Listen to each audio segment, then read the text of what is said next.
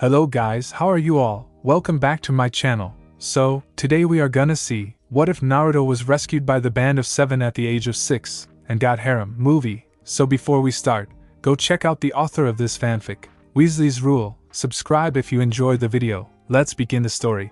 A young boy with spiky blonde hair, sapphire blue eyes, and 3 whisker marks on each cheek, who was no older than 6, was running from what looked like an angry mob chasing him for reasons unknown. They were shouting things like "Die Demon," and "We are going to finish what the Yondaime started." The boy was scared, and was running, as fast as his tiny legs could. All the while he was thinking, what did I ever do to deserve this? All I did was accidentally bump into someone, and I even apologized to him. Maybe if I leave the village they will go away. After all, they always say they don't want me there. So with this thought, a young Uzumaki Naruto ran towards the gate, and since the guards were goofing off again, the young boy quickly ran past them. But before he could get too far from the gate, he tripped and fell to the ground. Before he could get up, the mob closed in on him, and then the beating began. He was punched, kicked, and the mob pulled things like kunai out and started to stab him. Before young Naruto lost consciousness, the last thing he saw was seeing a man pull back his knife and say, "Time to die, demon scum." 3 hours later, the mob stopped the beating, and yet young Naruto was still alive. The crowd, not knowing that he was still alive, had some chunin who hated the boy pick him up and run away from the village, with the crowd following, hoping to beat him some more, despite the fact that they believed he died. 10 miles from Konoha, the chunin stopped their run and unceremoniously dropped the boy to the ground. The crowd caught up to them and started to stab the poor boy some more. 10 minutes later, a group of 7 people were coming towards the clearing. The mob was in, not knowing they were there. The first person was wearing pieces of samurai armor, with a blue chest plate, and black armor on his shoulders, and had red shorts. He stood an amazing 14 feet tall, and had messy light green hair. He also had strange marks under his eyes that meant power. His name was Kaikatsu. The next person was a girl, who was wearing a pink kimono, with pictures of what looked like grass on it. She was also wearing a purple scarf, and classic sandals. She was holding a large blade that looked like a machete, with several linking blades that looked like they could be unpredictable if the sword was swung. She stood at 6 feet 3 inches, and had messy raven hair that was slightly tied up in the back. She also had 2 purple marks, one on each cheek that resembled snake fangs. The marks meant death. Her name was Jakatsu. The third member was dressed as a chef. He was a short, fat person, who stood at least 3 feet tall. He was very ugly, and had 4 marks on his face, one going the side of each of his cheeks, and another 2 going down his bottom lips, reaching his chin. The marks meant poison. His name was Makatsu. The fourth member was well armed. He had 5 disc blades on his back that could return to their slots when thrown. He also had a katana on his left side, wires to prevent an enemy from moving, a grappler to pull enemies to him, or scathe them, a cannon that was on his left shoulder, and acted as rockets. His right eye was replaced with a metal plate, and he had a metal mouth. He stood at 6 feet 8 inches, and was covered almost completely in samurai armor. He had messy orange hair. On his left eye was a blue mark that means protection. His name was Ginkitsu. The fifth member stood at 6 feet 5 inches, and had his hair completely covered in a light blue cloth. He was dressed in light blue clothes, and had orange samurai armor on him. He also had a dark blue cloth on each of his arms that went from his hands to his mid-elbow. He had a purple sash on his waist. He had a calabash bottle tied to his waist, and hooked wires on his hands, and bombs, cannons, and other artillery around him. He is also a gifted strategist. He had 2 purple marks, one going down each of his eyes and cheeks. The marks meant deception. His name is Renkatsu. The 6th member is 6 feet 6 inches, and was dressed in blue, and covered in black armor with a green sash around his waist. He had spiky black hair, and had a hand claw, one on each hand, with exceptionally long blades. He had 2 personalities, one of which was a kind doctor, who was loved and respected by villagers, and the other personality was evil and bloodthirsty, and emerges when he is exposed to a great amount of violence and blood. He has 6 green marks on his face, 2 of which go down his forehead and reach his nose. The other 4, 2 on each cheek, go around the cheeks until they reach his nose. The marks mean rage. His name is Suikatsu. The 7th and last member was easily the most powerful out of all of them, and is often referred to as Great Big Brother because he is the strongest, and is the founder of the group, despite the fact he is the youngest of them all. He is 5 feet 5 inches, and carries a giant double-edged broadsword that is possibly as tall, if not taller than him, and he calls the sword Banryu. He wears a white uniform that is covered from his left shoulder to his upper chest. He also has pictures of what appear to be trees occasionally appearing on his armor, and has black arm guards on his hands that reach his mid-elbow. He has an orange sash around his waist. He has messy raven-colored hair. He has a small purple cross on his forehead that means youth. His name is Bankotsu, leader of the Band of Seven. As they were walking towards the clearing, they began to hear what sounded like people beating something up. Curiosity getting the better of him, Bankotsu checks it out, and is slightly surprised to see a mob of people beating a young child. You know, I don't think that grown men should beat up a little kid. What are you, weak cowards? Bankotsu asked, as he walked towards them. The mob stopped what it was doing, and backed away from the man, as they can feel he is no pushover. But one of them, a very dumb idiot, spoke up. We are ridding the world of this demon scum. The idiot shouted proudly. Well, let's take a look at it, shall we? Bankotsu told them, as he walked over, and rolled over the kid, and took a good look at the kid's face, when he suddenly froze. No way! He looks just like Minato. Wait a second, is he her kid? Bankotsu wondered, as he opened the kid's eye, and almost gasped when he saw them. Bankotsu was almost overcome with emotions, happiness that the kid might be who he thinks it is, and anger at the people for hurting him. If this is who I think it is, then he should be her son. As Bankotsu pondered this, the same villager from before spoke up. You see, he is a demon, and must be killed, he yelled, but that was the wrong thing to say. Bankotsu, filled with anger, lifted Banryu with one hand, and with an amazing display of strength, turned around, and cut the man in half, and watched in satisfaction, as the man's organs spilled out. The crowd was startled that this man was defending the demon brat, but didn't have time to ponder because Bankotsu rushed towards them, and swung his sword at the stupid villagers. In a few minutes all of the Chunin, and the villagers were dead, and Bankotsu was covered in their blood, when the rest of the Band of Seven came to him wondering what all of the commotion was about. Big brother, why did you kill all of these people, and not invite us? Bankotsu asked. These people were harming this kid. Bankotsu told them, anger coming off of him in waves. Why do you care? You have never cared about kids before. Ginkitsu asked him. Before Bankotsu could answer him, a group of people in animal masks, being led by an old man in black battle armor, appeared, and surrounded them. The old man looked at the carnage before him, and frowned. Hey old man. Bankotsu greeted the aged Hokage. Bankotsu, it's been a while. Sarutobi told him. Enough with the pleasantries. Tell me, why were villagers beating a little kid, and calling him a demon? Bankotsu asked, as he walked towards Naruto. Sarutobi was scared now. He knew that in his old age, Bankotsu could kill him, and it didn't help that the rest of the Band of Seven was also there. Well, Bankotsu, 6 years ago the Kyuubi no Kitsune attacked Konoha, and killed many of our shinobi. The Yondaime, knowing that the Kyuubi could not be defeated by ordinary means, sealed it into Naruto at the cost of his own life. His last words were that he wanted Naruto to be viewed as a hero, but the villagers ignored this request, and viewed Naruto as the demon reborn. Sarutobi told him. Now tell me, who are this kid's parents? Bankotsu asked him. Sarutobi was silently praying to all of the gods out there that Bankotsu would not turn his anger towards them. So, with great fear, Sarutobi told him. His father's name was Namikaze Minato, the Yondaime Hokage, and his mother's name was Uzumaki Kushina. Sarutobi told him, surprising the ANBU with him. What? Your entire village has been beating my nephew? What about Kushina? What happened to my sister? Bankotsu yelled, the anger coming off of him strong enough to make some of the ANBU shake. She was weakened by childbirth, and while she was weak, Haruno Yasha entered her room, and killed her. She was angry that Minato married Kushina, and not her. Yasha wanted to marry Minato in order to gain social and political status, and to get her hands on the Namikaze clan's vast wealth. When Minato married Kushina, Yasha was outraged, and even hired assassins to kill Kushina. Neither Minato nor Kushina ever found out it was her who was sending assassins. When I was running to face the Kyuubi, I caught a glimpse of Yasha in Kushina's hospital room, but I never had evidence to back up my claim on Yasha, Sarutobi said sadly. Bankotsu was beyond outraged.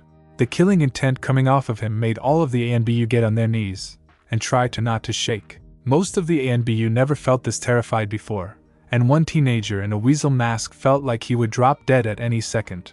But Sarutobi looked like he still had some things to say. Fortunately, Yasha was unable to locate Naruto at the time, so he was spared. However, she did participate in his numerous beatings, believing him to be the demon, but she always escaped before I could arrest her.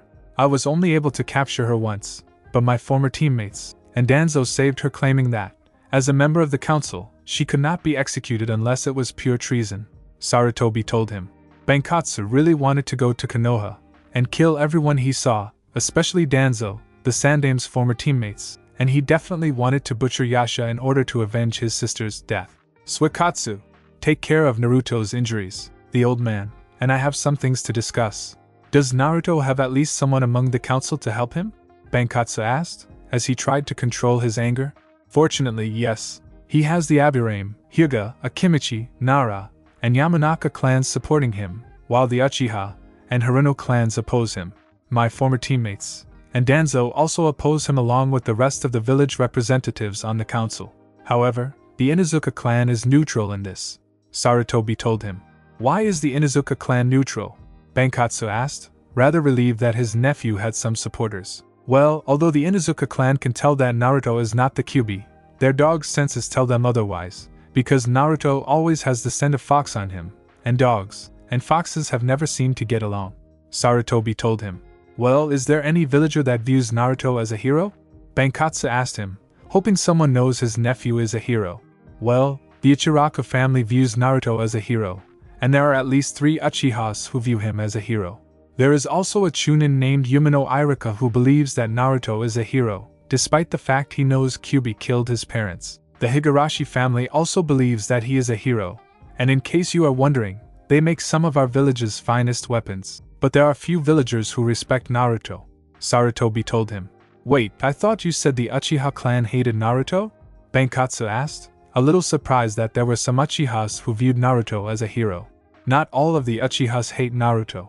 The names of the Uchiha that respect Naruto are Uchiha Shursui, Uchiha Mikoto, who is the wife of the clan head, and Uchiha Itachi, who is the oldest son of Mikoto.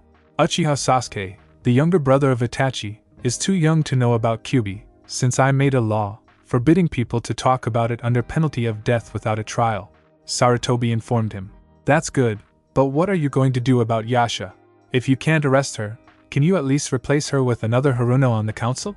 Bankotsu asked. Sarutobi pondered this. It was possible since the rest of the clan heads hated her. It might be possible since the other clan heads hate her, Sarutobi told him, smiling. Why do they hate her? Bankotsu asked, knowing he would enjoy this. Well, she called the Aburame clan a clan of freaks, with Shibi being the biggest freak, since he was clan head.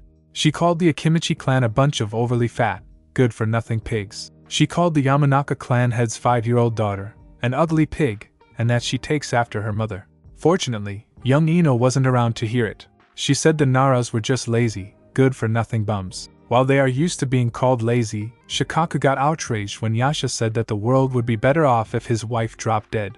The Inuzuka clan became angry with her when she said that the clan members are just like their dogs, in which they smell horrible and should all be killed off. As for the Hyuga and Uchiha clan heads, she has constantly tried cheating on her husband and tried to seduce Hayashi and Fugaku in order for one of them to leave their wife and pursue her instead, so that she can get her hands on their wealth, but her attempts have always failed. A few weeks ago, the clan heads excluding Haruno decided to get some payback.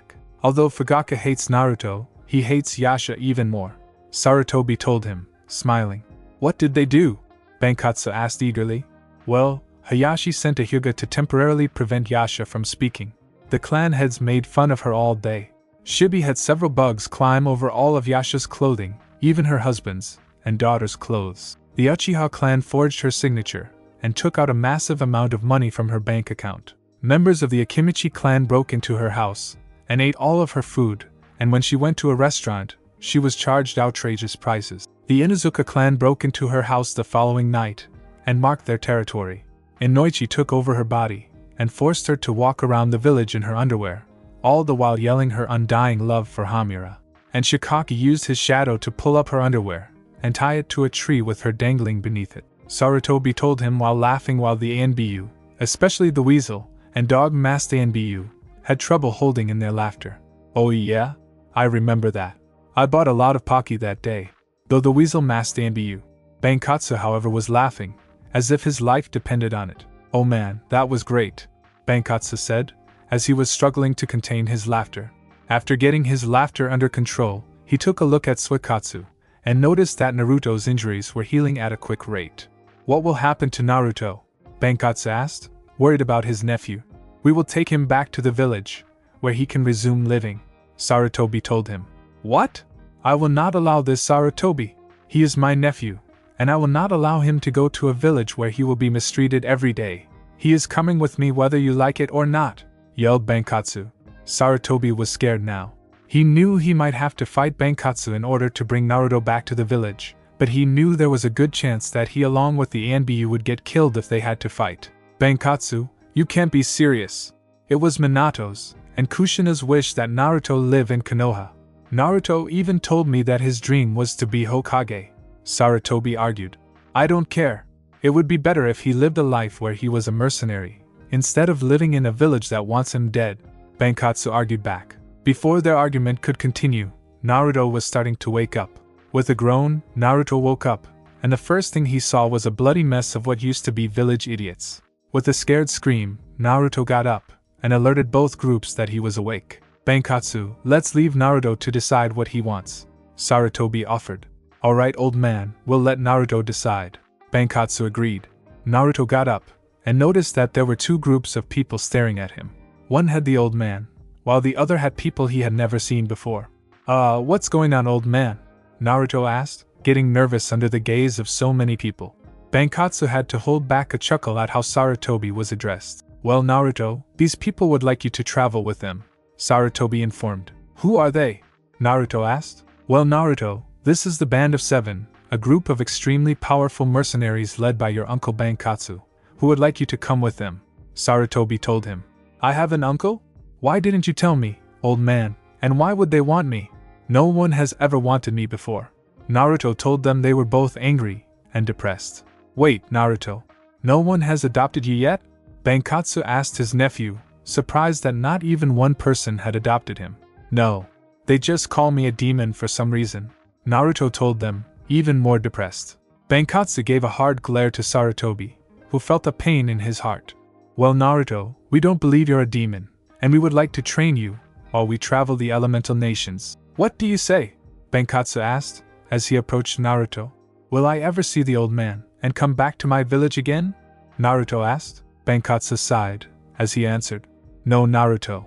That village will only abuse you, and try to kill you every chance they get. But I can't leave the old man.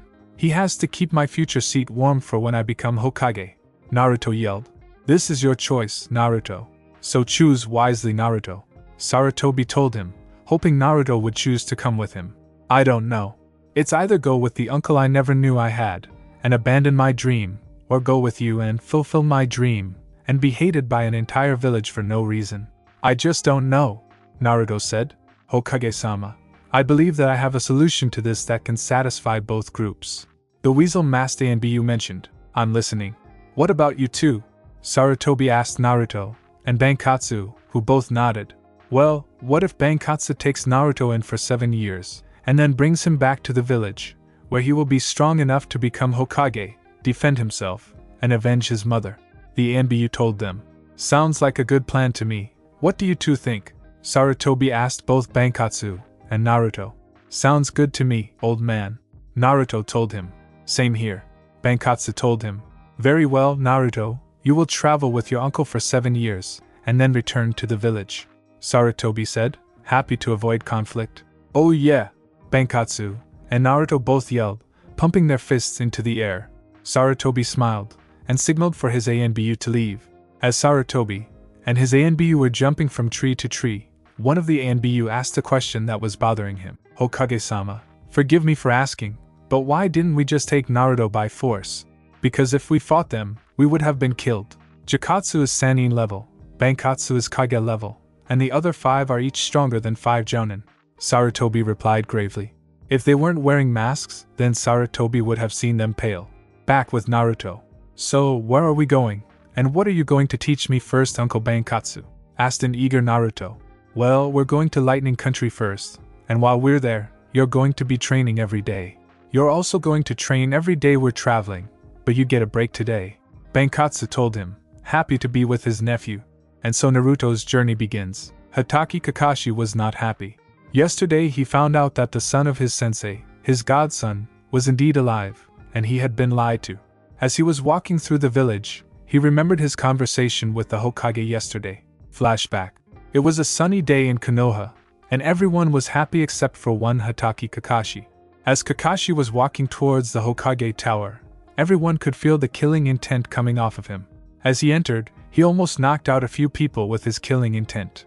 Forgetting about pleasantries, he barged open the Hokage's door, and if looks could kill, Sarutobi would have died 100 times. Why didn't you tell me? You told me his son was dead, Kakashi yelled. Sigh, I'm sorry Kakashi-san, but it had to be done, Sarutobi told him calmly. It had to be done. Are you insane? I could have protected him. I could have given him a somewhat normal life, Kakashi yelled. I know Kakashi-san, but everyone in the village knows you never had any interest in having a family, especially with you always reading Ika Paradise, and if you just adopted someone, out of the blue, then people would be suspicious. People like my old teammates, and Danzo would gain interest, and soon, they would find out about his parents. Danzo would always try to get Naruto into route, and if that didn't work, everyone would find out about his parents due to loose lips on the council. People would spoil him, and Yasha would always try to either kill him, or set up an arranged marriage with her daughter. Eventually, word would spread to other nations, and IWA would immediately demand that either Naruto be killed, or they wage war. Sarutobi told him sadly. Kakashi calmed down a little, but he was still mad at the Hokage. I'm sorry Kakashi-san, but it was for the safety of the village that it had to be done. If I could have, I would have allowed you to adopt him the first day, but unfortunately the council grows corrupt, and it would have worsened the boy even more, Sarutobi said sadly. Kakashi calmed down, but it was going to take a while for him to forgive the Hokage. Well, maybe I should at least be Naruto's Jounin sensei when he graduates from the academy? Kakashi suggested. I will think about it, but you should go home and rest. After all, it has been a stressful day for all of us. Sarutobi motioned towards the door. Hi, Hokage-sama. Kakashi bowed before he left. The Hokage sighed again. Naruto, I truly hope that you come back stronger, in order to bring peace to this village. End flashback. Kakashi sighed, as he wondered what was it that Jiraiya-sama used to say? Oh yeah, now I remember, all problems can be solved with porn. That's what Jiraiya-sama always says. Kakashi stopped, as he saw the adult bookstore, and noticed the new Ika Paradise book out. He raced in, bought the book, and then did what he always does, especially when he has a lot on his mind, and that's go to the memorial stone. With Naruto. The band of 7, and one kid, just arrived at a clearing. Alright guys, this is a good place to take a rest. Renkatsu, I want you to take Naruto to that small clearing, a few feet to the left, and have him do 100 push-ups, and 50 sit-ups. Okay, Bankotsu told the fire expert of the group. Okay, big brother. Come with me, Naruto. Renkatsu told him. Okay, Uncle Renkatsu. Naruto replied happily. Ever since he heard the others call Bankotsu big brother, he decided to call the others uncle, as well, except for Jikatsu, who he called Aunt Jikatsu, much to the others' surprise. Uncle Renkatsu, what is a push-up, and sit-up, and how many is 100? Naruto asked. Renkatsu's face faulted. Remember Renkatsu, he is only 6, and has been hated by an entire village. Renkatsu thought to himself. Well, Naruto, this is a push-up. Renkatsu showed him. And this is a sit-up. Renkatsu showed him again. As for how many is 100, well, I'll tell you when you do that many. Now do those push-ups and sit-ups. Renkatsu told him. Naruto did, as he was told. About 10 minutes later, and he only did about 40, and he was getting tired. Come on, Naruto, if you keep doing it, you will be done soon. And remember, a Hokage never gives up. Renkatsu told him, knowing that the Hokage thing would get Naruto going. And he was right, because Naruto was working even faster. Another 10 minutes later, and Naruto was finally done. Alright Naruto, you're done. Now we'll take a 10-minute break, and then you will do the sit-ups. Renkatsu told him. Okay, Uncle Renkatsu. So Uncle Renkatsu, what kind of attacks do you use in a fight? Naruto asked, curious. Well, I use fire attacks. By drinking a special liquid from my bottle, I can create fire just by spitting it out, because it is very flammable. It can burst into flame when it comes into contact with an object. I use my fire for a variety of attacks, such as explosives, or creating a net of fire. It can also be used to help Ginkitsu with his artillery. Renkatsu told him proudly. Wow, that's cool. I wonder what I'll be able to use when I'm stronger, Naruto said. Well, unfortunately the break is over. Time to do those 50 sit-ups, Renkatsu told him. Okay, Uncle Renkatsu. And Naruto continued his training, and 12 minutes later, he was done, and extremely tired. Very good, Naruto. Come, we should get back to the others. As they came back, they noticed Bankotsu also coming back, only he was carrying a dead deer over his shoulders. Hey guys, Renkatsu, how was Naruto's training? Bankotsu asked. It was alright. He got tired easily, but that's understandable since he is only 6. But I'm pleased to say that he never complained once, Renkatsu told them proudly. That's great. Suikatsu, I want you to skin the deer, and prepare it so we can cook it, and Renkatsu, I want you to make a fire so we can cook this thing, Bankotsu told them. They were about to get to work, when they were surrounded by a group of 20 bandits, led by a missing nin from IWA. Well guys, what do we have here? 6 guys, a girl, and 1 kid, carrying interesting weapons. Why don't you guys just hand over your weapons and armor, and we'll let you go? The leader said arrogantly. I have a better idea. Why don't you guys leave, and we won't kill you? Bankotsu told him. Don't be a fool. I'm a B-ranked missing nin. You can't hope to beat me, the leader shouted angrily. I'm sorry, but did you say something? All I heard was blah blah blah. I'm a smelly mutt, Bankotsu said mockingly. The missing nin was mad now. Kill them all, he shouted. Suikatsu had 2 bandits in front of him, when one attacked with a sword drawn. Suikatsu ducked under the horizontal slash with ease, and before the bandit knew it, Suikatsu used one of his hand claws and slashed deeply into the man's torso. He was dead before he hit the ground. The second attacked with a spear, only to have Suikatsu dodge to the side and grab the spear. He pulled the man closer to him, then made a deep slash over the man's head, killing him instantly. He watched in satisfaction as he saw his enemies dead, and decided to watch the others fight. Kayakatsu was in front of 3 men, and one of them charged with a sword drawn. Kayakatsu dodged to the side and grabbed the man's arm, and using his incredible strength, pulled the man to him, when he then punched his head, breaking his skull.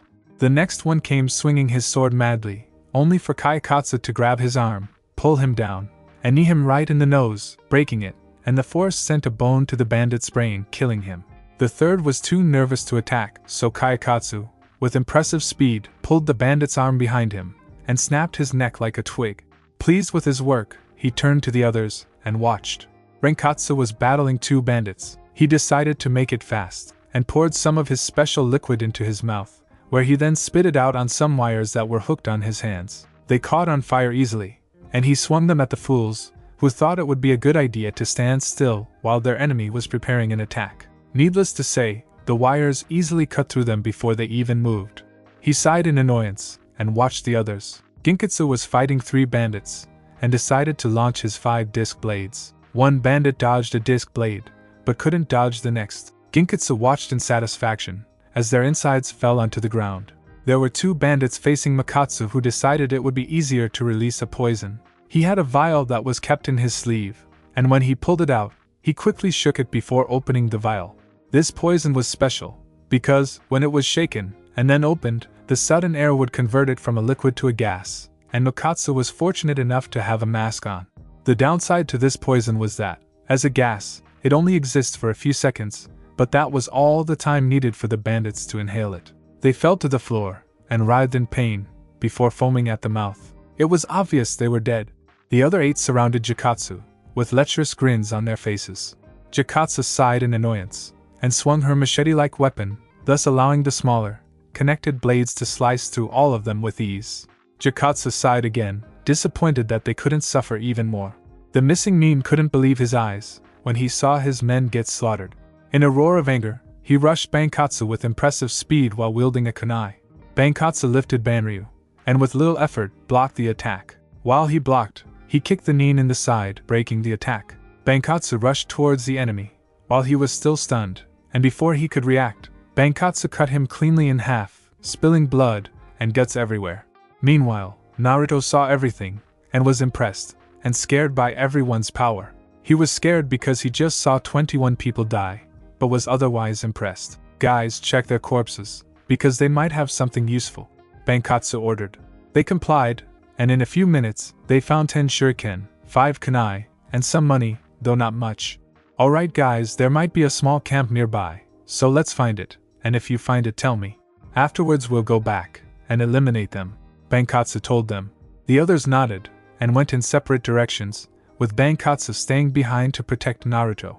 20 minutes later, the others came back, and there was indeed a bandit camp only a few minutes to the north. They went to the camp, and they spotted at least 30 bandits. "Alright, Suikatsu, and I will go there and kill them, and the rest of you can stay and enjoy the show," Bankotsu told them.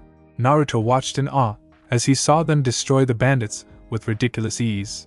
When they came back, Naruto and the others went to search the tents, and while most of them found a lot of cash, Naruto went to the leader's tent and found several and chakra control scrolls. Naruto had to stop his mouth from drooling. Bankotsu came in and saw what his nephew was gawking at. Bankotsu smirked. These would help Naruto become even stronger.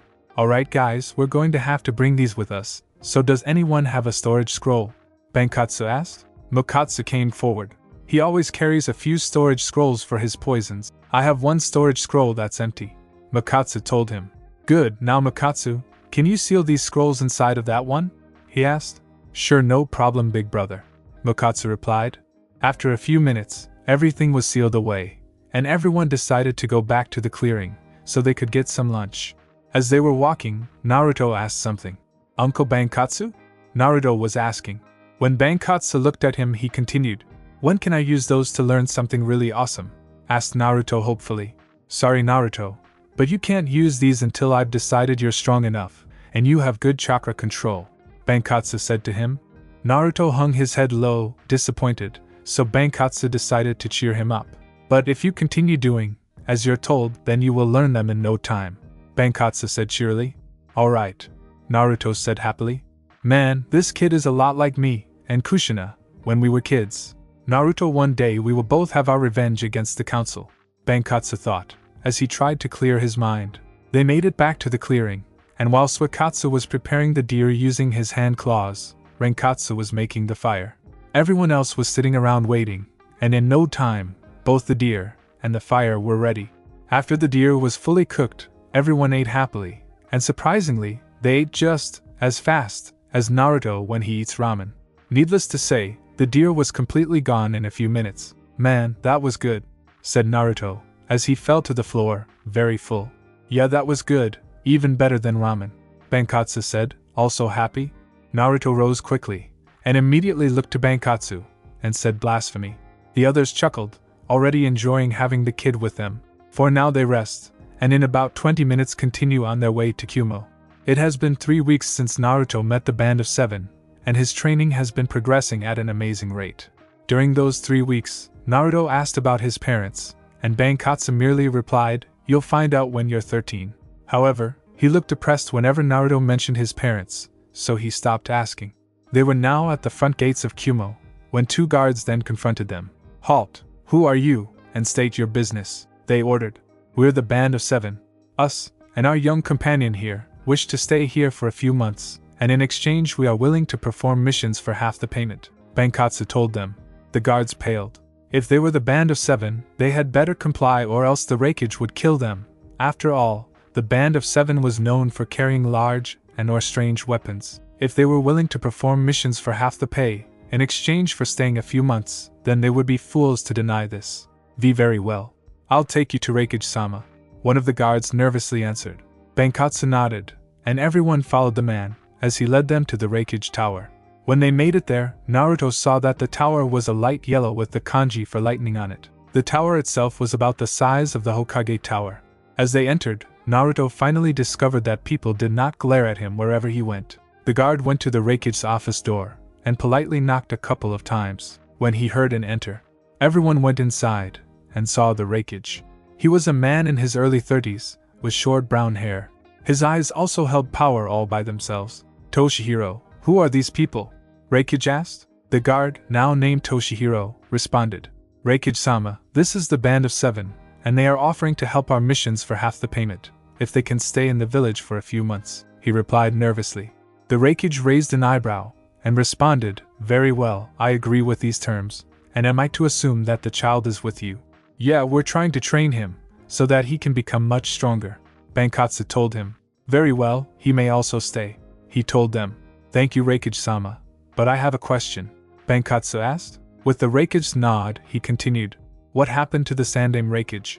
Last time I was here, Sandame was in the office." "Sigh, he was removed from office after the Hyuga incident," the Reikage told them. "Thank you for the information, Reikage-sama." With that, Bankotsu and the others left. When they were outside, Bankotsu addressed the group. "Kayakatsu-san and Renkatsu-san, I want you two to take Naruto-kun and explore the village, and then start training him when you have found a good training ground," Bankotsu told them. They nodded and left, with Naruto, to explore the village. Naruto found the village to be rather nice, but after about 30 minutes of walking, they heard some people shouting, "Get back here, demon! Die, demon!"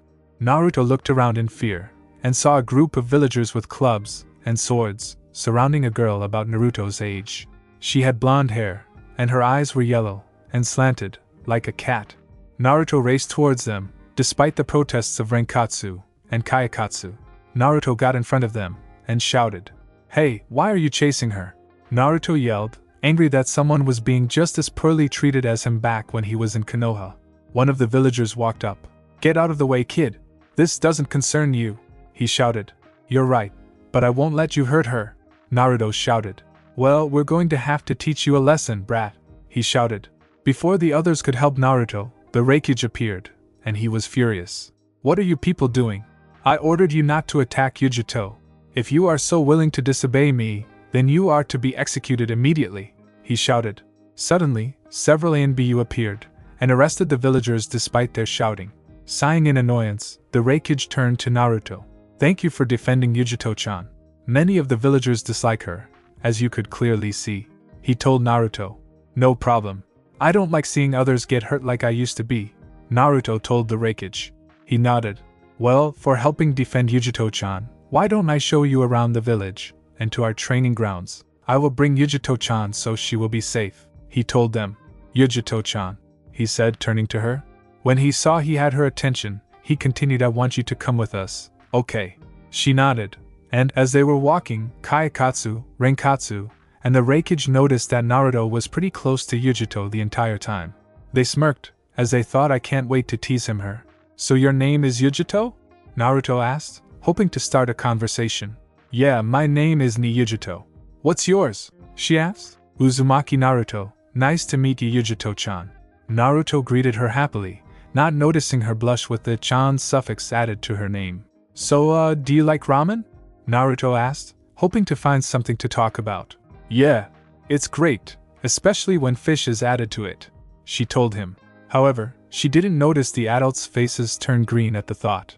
Naruto, however, was wondering what a fish-flavored ramen tasted like. What Yujito didn't know was that every time she had a fish-flavored ramen, the Reikage always puked, because he gave it to her. "Here we are," the Reikage told them, hoping to avoid hearing so much about something so disgusting. "This is Training Ground 5.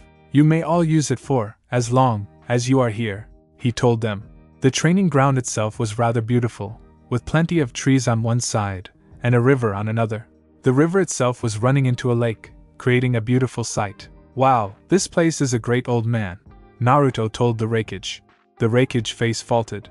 "Naruto-san, you shouldn't call a Kage an old man," Renkatsu scolded. "Don't worry about it. Yujito-chan calls me an old man all the time," the Reikage assured them, though he was a little ticked that more kids were calling him an old man. "Thank you for not being mad at Reikage-sama," Renkatsu told him. He chuckled. "Don't worry about it. But Naruto-san," as Naruto looked at him, he continued, "you really shouldn't call a Kage an old man. Some other Kages would not be as generous as me, who let you get away with it," he told him. Naruto nodded. He was going to have to be more respectful. "Now, why don't we go to lunch? My treat. Now, any place any of you would like to go to?" the Reikage asked, though he had a good suspicion on where they were going. "Ramen!" both Naruto and Yujito shouted at the same time. "Sigh, alright, ramen it is then." While Naruto and Yujito were cheering, the Reikage was dreading Yujito ordering the fish ramen again. As they were walking over to a ramen stand, Naruto noticed a lot of people giving Yujito dirty looks. "Idiots. Why do people hate me?" and Yujito-chan so much? Naruto wondered. When they got to the ramen, and everyone ordered, Naruto tried the fish ramen, much to the adults' horror. This is pretty good, Naruto said. Both Naruto and Yujito started eating their ramen at unbelievable speeds, and they kept asking for more and more ramen, until eventually, there were at least 40 bowls total piled around them. The adults watched in horror at the speed they were eating, especially the Reikage, who was silently weeping over the loss of so much money. Sigh, that was good. Both Naruto and Yujito spoke simultaneously. The adults had to pick their jaws up from the ground at the amount those two kids ate. Well, I'm not sure about the rest of you, but I suddenly lost my appetite, the Reikage told them. The others nodded, still a little shocked. 10 minutes later, and the others were done. Reikage-sama, do you know where we can find training weights for Naruto-san? Renkatsu asked. Well, there's a store nearby that has some training weights. I can show it to you, but I will have to leave afterwards. Would you mind if I left Yujito-chan in your care for now? I don't want her to be attacked again, he told them. Before they could answer, Naruto decided to. Sure, Yujito-chan can stay with us, Naruto said happily. Well, we might, as well, because Naruto-san likes her, Renkatsu told him. Thank you. Now let's go to the store, the Reikage told them. After they left, it took another 10 minutes to get to the store. Now take this letter, the Reikage handed them a letter, and gave it to the owner. He doesn't like Yujito-chan, so if you give him this letter then he will sell his merchandise to you. And with that the Reikage left, muttering something about evil paperwork. The rest entered, and were impressed with the amount of weapons and training scrolls they found there. There were also training weights, which is what they were looking for. They went over, and brought 4 10-pound weights to the counter to pay for them. The person behind the counter was about to sell them, until he saw Yujito with them. He scowled. Go away, demon lovers, we don't sell to your kind, he spat. The killer intent coming from Renkatsu and Kayakatsu was enough to make the man wish he didn't say that. Listen, worm, Renkatsu told him, every word dripping with malice. We have a letter from the Reikage, giving us permission to shop here. And what kind of a fool can't tell the difference between a demon and a child? You're pathetic. Now let us buy these, or you're going to have a talk with the Reikage. The man nodded weakly, and didn't say anything. The group of 4 left the shop, and Kayakatsu asked Yujito for Yujito. Yujito-san, why do people call you a demon? He asked, though he had a good feeling on what it was. She looked down, and didn't answer. You can tell us, Yujito-san. I promise we won't hate or hurt you, he said. She continued looking down, and responded. Well, I was hiding one day, and I heard some guys saying I have the Nibi no Nikomata sealed inside of me. Please don't hate me, she shouted, looking down, preparing for them to hit her. What she got was a pair of hands on her shoulders. She looked up, and saw Naruto holding onto her. Don't worry, Yujito-chan, you're not a demon. I got the same treatment from my village, and I don't know why, but even I can tell you're not a demon. If you were a demon, then you would have been very mean. But you've been a very nice person, and demons are not nice, Naruto told her reassuringly. Yujito started to cry, and before anyone knew what happened, Yujito braced Naruto in a tight hug, saying thank you over and over again. Naruto was blushing madly, much to the amusement of Kayakatsu and Renkatsu. Unknown to anyone, 2 people were watching. I guess it was good that Naruto got into that fight with the villagers, but I'm going to have a talk with him about getting into fights recklessly. But this would definitely make good blackmail material, Bankotsu thought, as he jumped from roof to roof to get back to their hotel. Maybe I finally found a way to help her, the Reikage thought, as he watched things from his crystal ball. It had been 1 month since Naruto met Yujito, and they were already nearly inseparable. Unfortunately, both the Reikage and the Band of 7 often used this for jokes. Naruto had attached the training weights to his arms and legs, equaling 40 pounds, much to his shock. The Reikage also bought Yujito some weights, when he found out she wanted to be a kunoichi. Renkatsu was responsible for training them, and every day, they were each to do 200 push-ups, and 200 pull-ups, and 100 sit-ups. Needless to say, they were very sore and very mad. They were just about to finish their training for the day, after Renkatsu decided to go out and bring them some lunch, so they were alone. They were very tired after completing their exercises, when some villagers showed up, hoping to beat Yujito since the Reikage left the village a week ago in order to discuss a trade agreement with a nearby village. The villagers were carrying clubs, swords, and kunai, anything you could think of. One of the villagers kicked Naruto to the side. What are they doing? They're going to hurt Yujito-chan. Naruto thought. It was only after seeing one of the villagers punch Yujito that Naruto snapped. He unconsciously tapped into Kyuubi's power. The villagers froze as they felt this chakra coming from Naruto. The chakra felt like it was full of malice, hate, and evil. They turned to see Naruto in a small swirling vortex of red chakra. The chakra took on the form of a fox head above him, and some of the villagers wet themselves when they saw it. When Naruto lifted his head, some of the villagers fell to the ground, when they saw that his whisker marks had become more defined, his hair more wild, but the most scary thing was his two slitted, red eyes. His nails had become longer, resembling claws, and with a roar of anger, he charged at them, ready to kill them all. One of the villagers regained his bearings, and swung his club, only to stand in shock, when Naruto completely destroyed it with a single punch. He didn't stand long, however, because Naruto quickly used his claws, and put 5 very long bloody gashes on the man's torso, killing him instantly.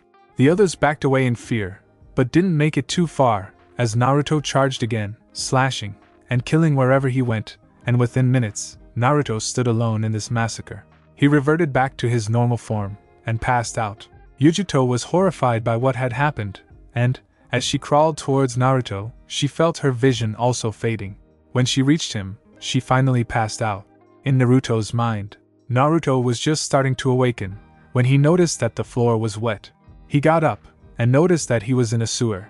He felt an ominous feeling down a corridor, and followed it, having a feeling that there was something important there. After following it for about 10 minutes, he came to a large room, with a very big gate on the other side. The gate's doors were held together by a piece of paper with the kanji for the word seal on it. Suddenly, 2 large, red eyes appeared behind the gate, and whatever creature had such eyes spoke. "Well, I see my container has finally shown itself." It spoke menacingly. What are you?" Naruto asked, scared.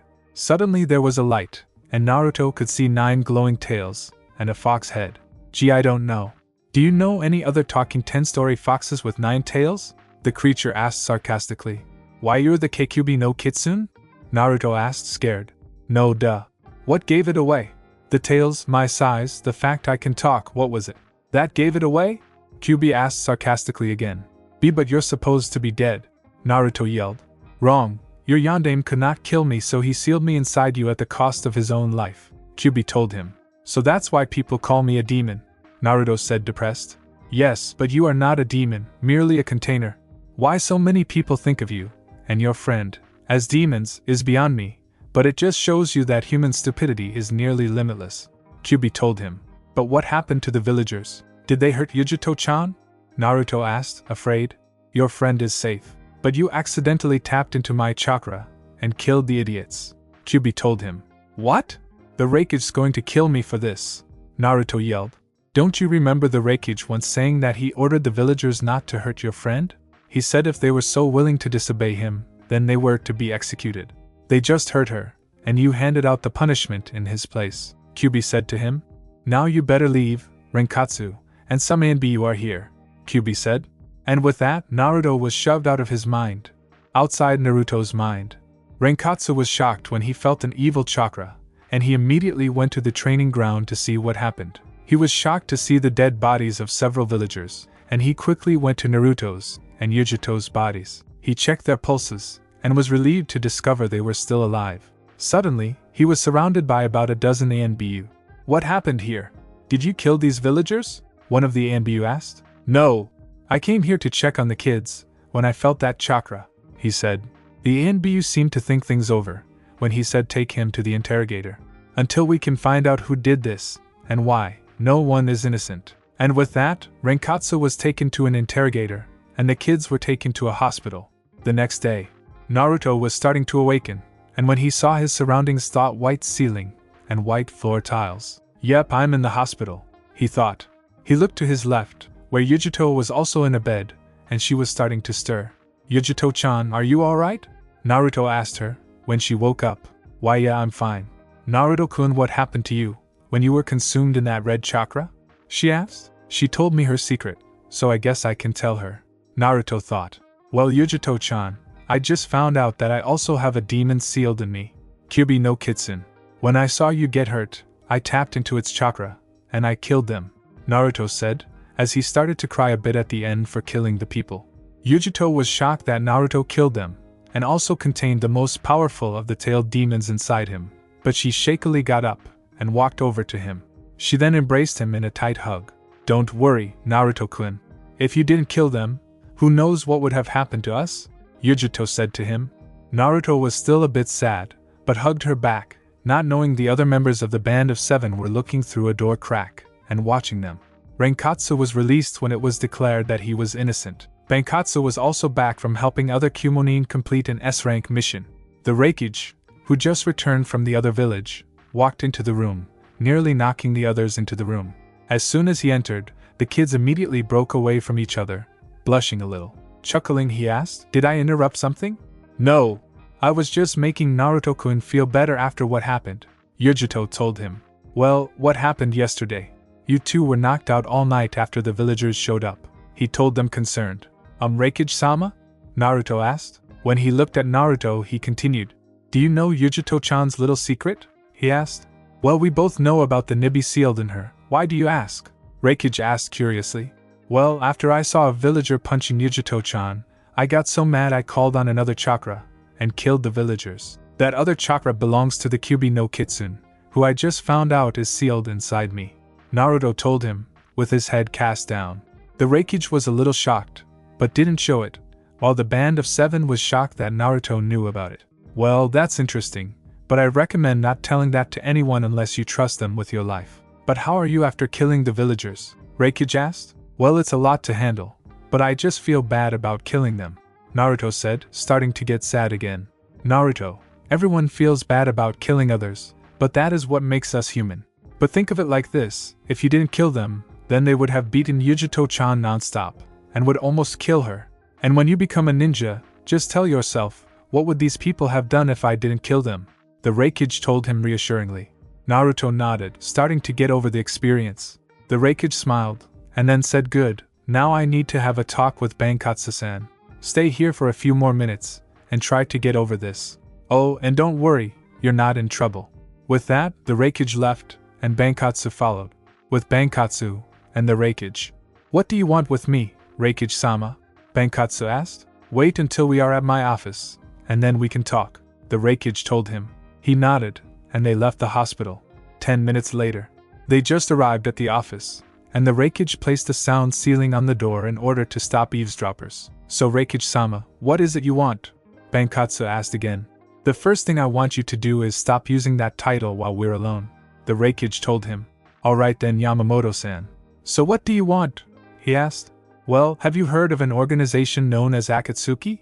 Yamamoto asked. "All I know is that it is made of S-class criminals." "What of it?" Bankotsu asked. "I believe that they are after people like Yujito-chan and Naruto-kun, but for what reason, I don't know," Yamamoto told him. "So what do you want me to do about it?" Bankotsu asked, getting interested. "This is what I want you to do." A few minutes later. "I don't know. It could make things a bit harder," Bankotsu said. "Bankotsu, I'm not asking you, as the Reikage, I'm asking you, as your old friend. I'm begging you to do it," Yamamoto said.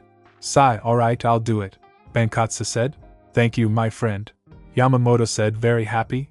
"Now enough about work, tell me, why did you just let us into the village?" Bankotsu asked. "Well, I placed special seals near the entrance of the village that are linked to my office so that whenever there is a presence near them, I will find out, and look at my crystal ball to see who is there," he answered simply. "Well, how did you know I was not someone else using a henge?" Bankotsu asked. "Well, Kushina came here before the Kyubi attacked Konoha, and I asked for some of her blood for the seals. I placed her blood on the seals, so that I can tell if it was either of you or someone else. You see, with blood powering the seals, they will give off an alarm in my office if someone is using a henge of you or Kushina, because another seal detects, and the blood would not match. Since you are brother and sister, her blood would have the same effect as yours," Yamamoto explained. "You always were cunning when it came to protecting your stuff. But how did you know I wasn't going to kill someone?" Bankotsu asked. "Well, Bankotsu, your letters are different when you're going to kill, and when you're not. When you are not going to kill, then your writing is normal. But when you are going to kill, then your writing is rushed and scratchy. I've been studying your letters for years, and I always told you that you need to fix that problem," Yamamoto sternly told him. Bankotsu looked sheepish. "Well, I'm always busy, I don't have time to do it. Busy being lazy, I bet. Anyway, you wrote a letter, about 3 weeks before you came, saying you were coming, and since it was normal, I knew you weren't going to kill someone, Yamamoto told him. Well, how do you know I wasn't hired in those 3 weeks to kill someone? Were you? Yamamoto asked sternly. Nope, Bankotsu answered. That's good, because I placed permanent seals on those chairs that are designed to release an extremely powerful jolt of electricity to anyone who lies, Yamamoto told him. Bankotsu paled. Maybe I should tell him that I check those seals every day. Nah. So, I have to admit that I did not expect you to be Raikage when I returned, Bankotsu told him. Trust me, I was surprised, as well when I found out I had been chosen. But otherwise, if I were still a council member, I could still have easily persuaded the others to let you into the village, Yamamoto told him. Well, that's why I just walked up to the village, Bankotsu said. Anyways, it's good to see you again, but I wonder when I should tell Naruto the news, Bankotsu told him. Why don't you wait until you are about to leave? That should be a good surprise, Yamamoto told him. Goodbye, Bankotsu, and thank you, Yamamoto told him. Bankotsu nodded before he left. I am sure this is for the best, Yamamoto thought, before getting back to an evil greater than Akatsuki. Paperwork. This is for you, Yujito-chan. It had been 2 months since Naruto killed the villagers, and he had gotten over the experience. He and Yujito were spending even more time together since Naruto found out about Kyubi. They continued their training, only Renkatsu drastically increased the amount of push-ups, sit-ups, and pull-ups. He also had them run around the training ground 20 times. They both thought he was a slave driver, but they were making outstanding progress. They were now able to defend themselves from the villagers, as proven when one attacked Yujito, and she easily beat the crap out of him. Naruto was currently in the training ground reading a medical book Suikatsu gave him. He said that it will improve his knowledge, and knowledge was invaluable in all aspects of life. Yujito was also reading a book Mikatsu gave her, so that she could counter any poisons her enemy might use. They had just finished their training, and were now resting a little bit. Well, Yujito-chan, I need to go back to the hotel.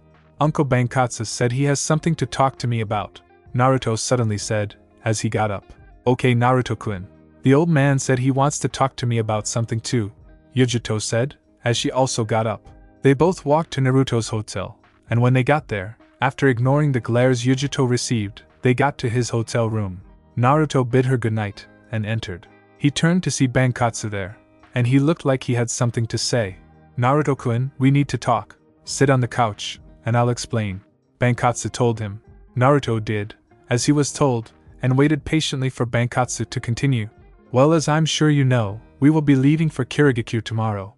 Naruto nodded.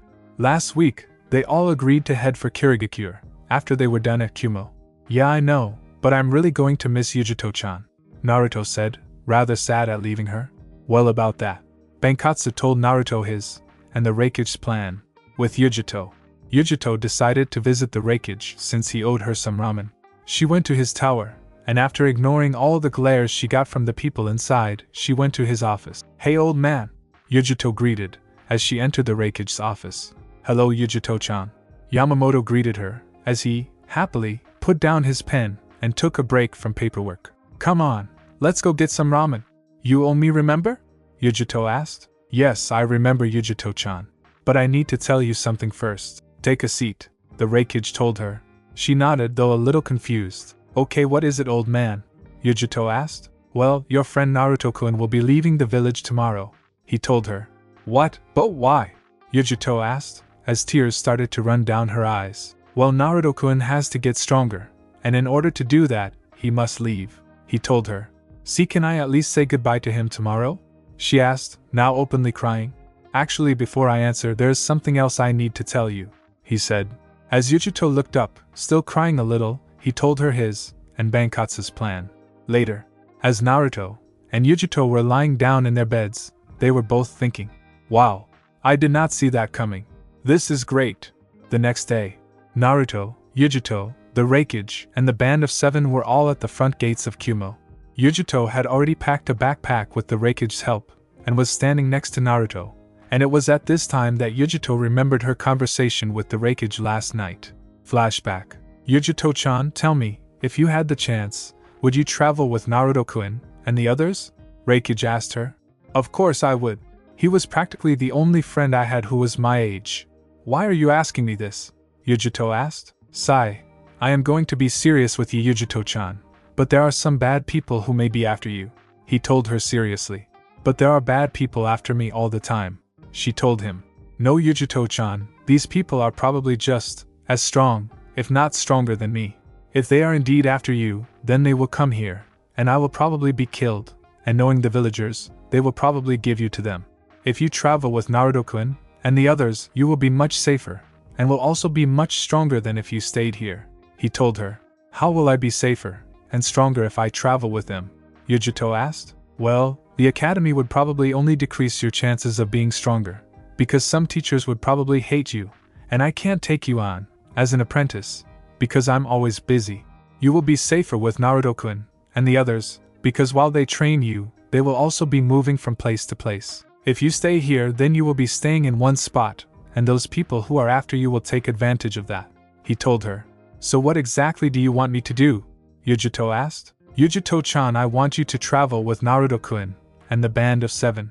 They will teach you, train you, and more importantly, you will be safer with them than you would be here. I already talked to Bankotsu-san, and he has agreed to take you in, the Reikage told her. So I get to stay with Naruto-kun? Yujito asked, happy again. Yes, and I know this is very sudden, but it is for the best, and I will help you pack for tomorrow after we get the ramen, he told her. Alright. Yujito cheered. The Reikage smiled sadly. I will miss you, Yujito-chan, but this is for the best. End flashback. Yujito was standing in front of the Reikage with tears in her eyes. Goodbye, old man, Yujito said, as she gave the Reikage one last hug. Goodbye, Yujito-chan. Remember to become strong, he told her, as they let go of each other. Bankotsu-san, I expect you to take good care of her, the Reikage told him. Don't worry, we'll take good care of her, Bankotsu assured him. The Reikage nodded. Well, goodbye everyone, the Reikage said. Naruto, Yujito, and the band of 7 left, waving goodbye. A few minutes later, as they were walking, Yujito asked something. Bankotsu-san, where are we going? We're going to a town that should have a dock. If it does, we will take a boat to Kiri. And don't think you can take a break from your training while we're on the boat, Bankotsu replied while smirking evilly. The kids paled. A week later, after constant traveling and training on the kids' part, the band of 7 and 2 kids finally arrived at a town, and just as Bankotsu expected, the town had a dock for them to get to Kiri. Before they proceeded any further, they had their weapons sealed in scroll in order to not scare anyone. Alright guys, I'll go buy some tickets, and you guys just explore the village. And with that, Bankotsu left to buy some tickets, and the others decided to just walk around the town a little bit. After a few minutes of walking, they found a park, and decided to rest for a while. After a few more minutes, Bankotsu came back with the tickets. Guy's boat will set sail for Kiri tomorrow. Naruto suddenly asked something he never got to ask Bankotsu. Uncle Bankotsu, can you use chakra? Naruto asked. Not expecting such a question, Bankotsu answered. Well, yeah. Before he became the Yandame Hokage, Namake's Minato helped teach me how to use chakra. I don't use it much, only occasionally. Maybe I'll show you what I can do sometime. That sounds good, Uncle Bankotsu, Naruto told him. Well guys, I don't know about you, but I'm starving. Let's go get something to eat, Bankotsu told them. They went to the closest restaurant, and later, as they were just finishing their meals, an explosion came from the north end of the town.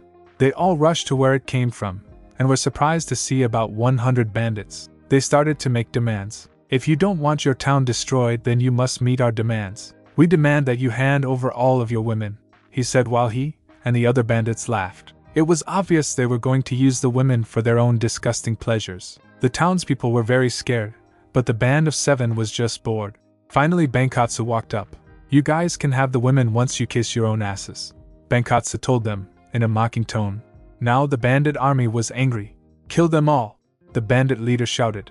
Immediately the band of 7 withdrew their scrolls, and smeared their blood on them in order to bring out their weapons. The bandit army was unprepared for the unexpected weapons, but Bankotsu quickly rushed and followed by the others. Bankotsu immediately started to hack and slash at any bandit he came across, until he started charging chakra into Banryu. Guess Naruto-kun gets to see some of my techniques after all, Bankotsu thought. Banryuzen, Bankotsu yelled, as Banryu glowed pink, and he slammed it into the ground, creating an energy wave that rushed towards the bandits, and killed a good couple dozen of them. Bankotsu smiled, as he continued to attack any enemy he saw. Renkatsu was also enjoying the battle, as he spun the wires on his hands, as they were already on fire to kill several bandits. Ginkatsu was unleashing his disc blades, killing many men, and Jikatsu was swinging her machete-like weapon, killing dozens with each swing. Suikatsu was slashing at every bandit he saw. He ducked the sword slash from one bandit, and quickly slashed into the man's torso, and watched in satisfaction as blood started gushing out. He laughed, and continued on his killing spree. Kaikatsu was relying only on taijutsu, but it was enough to kill any bandit who came close to him. Mukatsu was also unleashing many of his poisons, while trying to avoid poisoning his comrades. Many bandits were falling, twitching uncontrollably, and foaming at the mouth. Finally, some archers were aiming for Ginkatsu, so he had Renkatsu light a fuse for the cannon on his back. He fired the cannon at them, creating an explosion large enough to kill the archers since they were so close to each other. Finally, all of the bandits were dead, and the townspeople were shocked beyond belief. Finally, all of the people started clapping and cheering. "You're heroes! Let's celebrate!" These were some of the shouts of the people as they celebrated. 1 hour later, the band of 7 was surprised at how quickly these people got things prepared for parties. They were treated as heroes and got whatever they wanted for free as a reward for saving them. Some guys tried flirting with Jikatsu, hoping to get her in bed, but she always saw through it and kneed them in the crotch hard. Bankotsu was dancing with every pretty girl he saw. Naruto and Yujito were feasting on snacks, though they were at first scared after always not being allowed to celebrate something. It took Bankotsu to convince them it was safe. Everyone was having a good time. It had been a week since Naruto, and the band of 7 arrived in Mizu-no-Kuni. The trip on the boat was uneventful, except for the kids' training, and Jikatsu throwing men off the boat when they flirted with her. Bankotsu had also started teaching the kids how to channel chakra, and they were doing an impressive job. They were walking down a path with a large lake close by, and they were hoping to reach Kuri in a few days' time, but there was a thick mist that was blocking their view, and Bankotsu was getting annoyed. Suddenly, there was the sound of something being thrown. "Get down!" Bankotsu yelled, tossing Naruto and Yujito to the ground. The others dropped to the ground, and they barely managed to avoid being decapitated. When they looked up, they noticed that it was a large, head-cleaving sword, and it embedded itself into a tree. Suddenly, a tall man landed on it. He had bandages covering the bottom half of his face. He was shirtless, and was wearing cowskin armbands. He had a headband with 4 crooked lines, and it had a slash through it. "Impressive.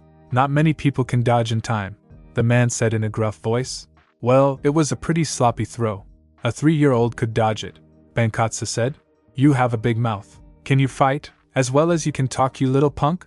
"Better," Bankotsu told him. Suddenly, Bankotsu charged the mysterious man. The man, amazed at such speed, barely dodged in time. As he fell from the tree, he grabbed his large sword and blocked another powerful strike from Bankotsu, the incredible force actually creating a crack in the man's sword. "Who are you?" the man yelled, as he barely blocked another attack. "The name is Uzumaki Bankotsu. And your name would be?" Bankotsu asked him. "If you can beat me, then I will tell you," the man responded. They both jumped back, and the man plunged his sword into the ground and started forming hand seals at a very quick pace. Bankotsu, not wanting him to finish, charged again, but the man finished his seals in time. "Kokan no Jutsu," the man shouted. Suddenly, there were black clouds overhead, and they started raining. Bankotsu thought nothing of it, until he saw the rain melt everything it touched. "Everyone get out of the rain!" Bankotsu shouted. The others wasted no time in leaving, and were out of there in a flash. Bankotsu tried to hide, but it was doing no good, since everything was melting. So he tried to have Banryu block some of the rain, since it could withstand almost anything, but he was beyond shocked to see that pieces of Banryu were melting. When it looked like he was going to die, the rain stopped. The man had his eyes closed, so that he could focus his chakra into the jutsu, but he quickly lost most of his chakra, since this jutsu used a lot of it.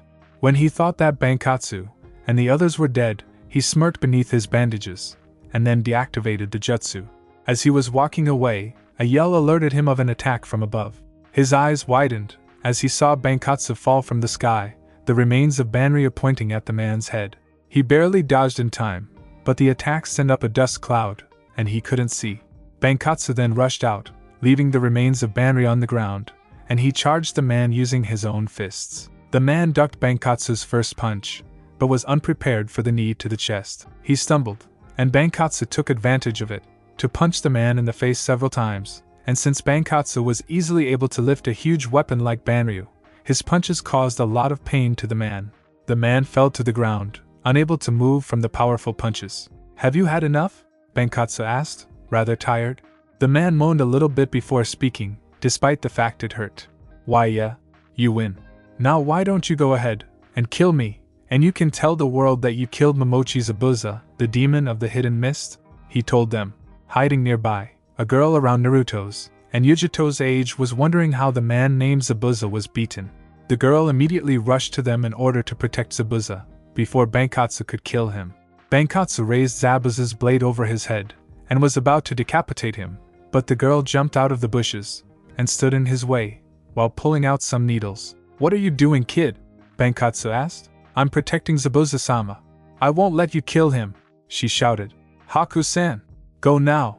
We both know that you're not strong enough to save me," Zabuza yelled. The girl, now named Haku, refused to leave. She stood in front of Bankotsu ready to fight to protect her master. "Get out of the way, kid," Bankotsu told her impatiently, but she continued to stand in his way. Bankotsu was about to knock her away, but was interrupted when the others showed up. "Big brother, do you want me to kill her for you?" Suikatsu asked. Before he responded, Bankotsu looked at Naruto and Yujito, and could tell from their facial expressions that they didn't want the girl to die. "Damn kids. They're making me soft." Bankotsu was annoyed. "But I might be able to get a new ally if I play this right." "Zabuza-san, do you want me to spare yours and this girl's life?" Bankotsu asked. "I don't care if you spare my life or not, but don't hurt Haku-san," Zabuza told him. Haku was surprised that Zabuza actually cared for her, but didn't say anything. "Well, give me one good reason why I shouldn't kill you both," Bankotsu told him, while ignoring the curious looks of the others, and the scared and shocked looks of Naruto and Yujito. "Well, I can take you to Aoshi-san, the master sword maker, in order to repair your sword," Zabuza offered. "Last I checked, the old geezer was hidden in a dense forest, about 30 miles east from Kiri," Bankotsu told him. "Wrong, the old guy moved to another location 8 years ago," Zabuza told him smugly. Bankotsu actually looked sheepish.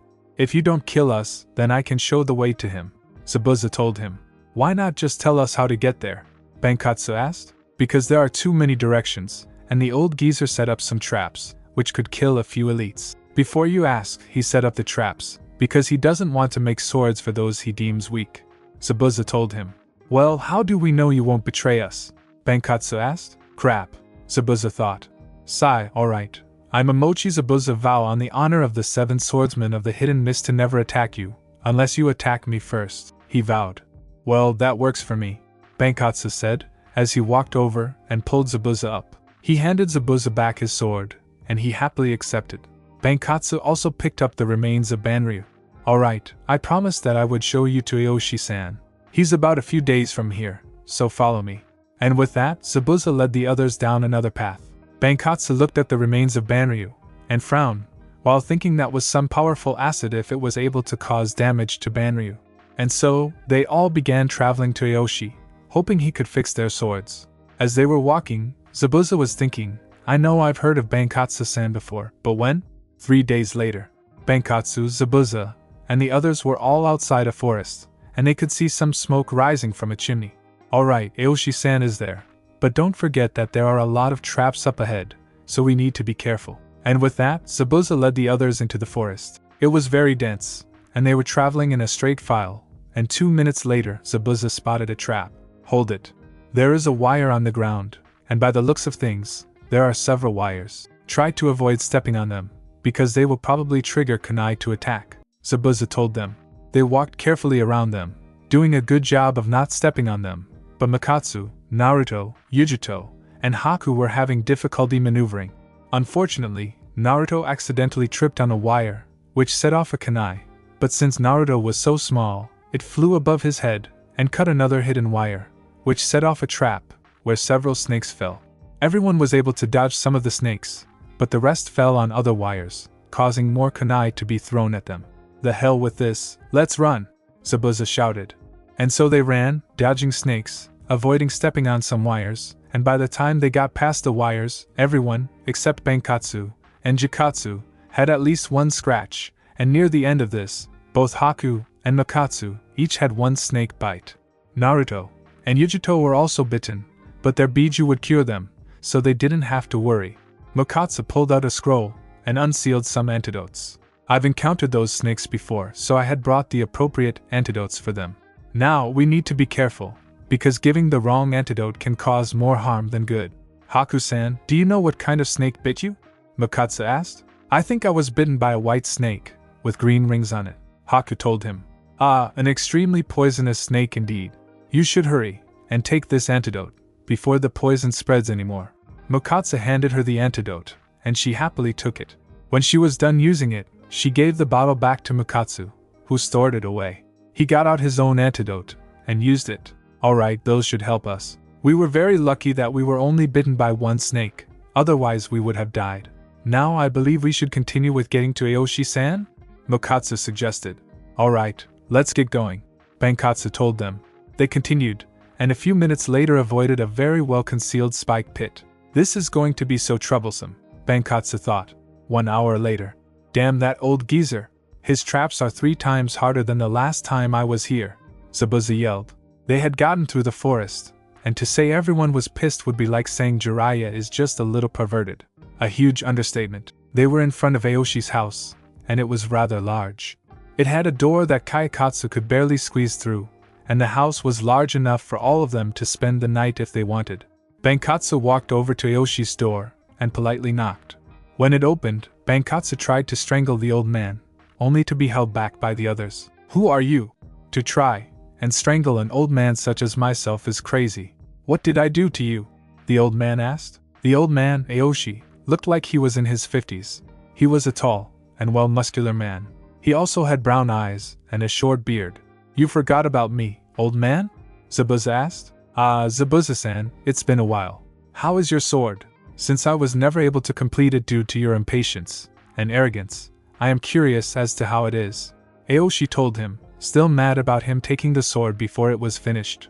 Zabuza showed him the crack, and Aoshi couldn't hold his surprise. Who did this? Aoshi asked. Uzumaki Bankotsu did this, Zabuza told him. Again, Aoshi couldn't hold his surprise. He looked at the angry leader of the band of 7, and finally recognized him. Is that really you?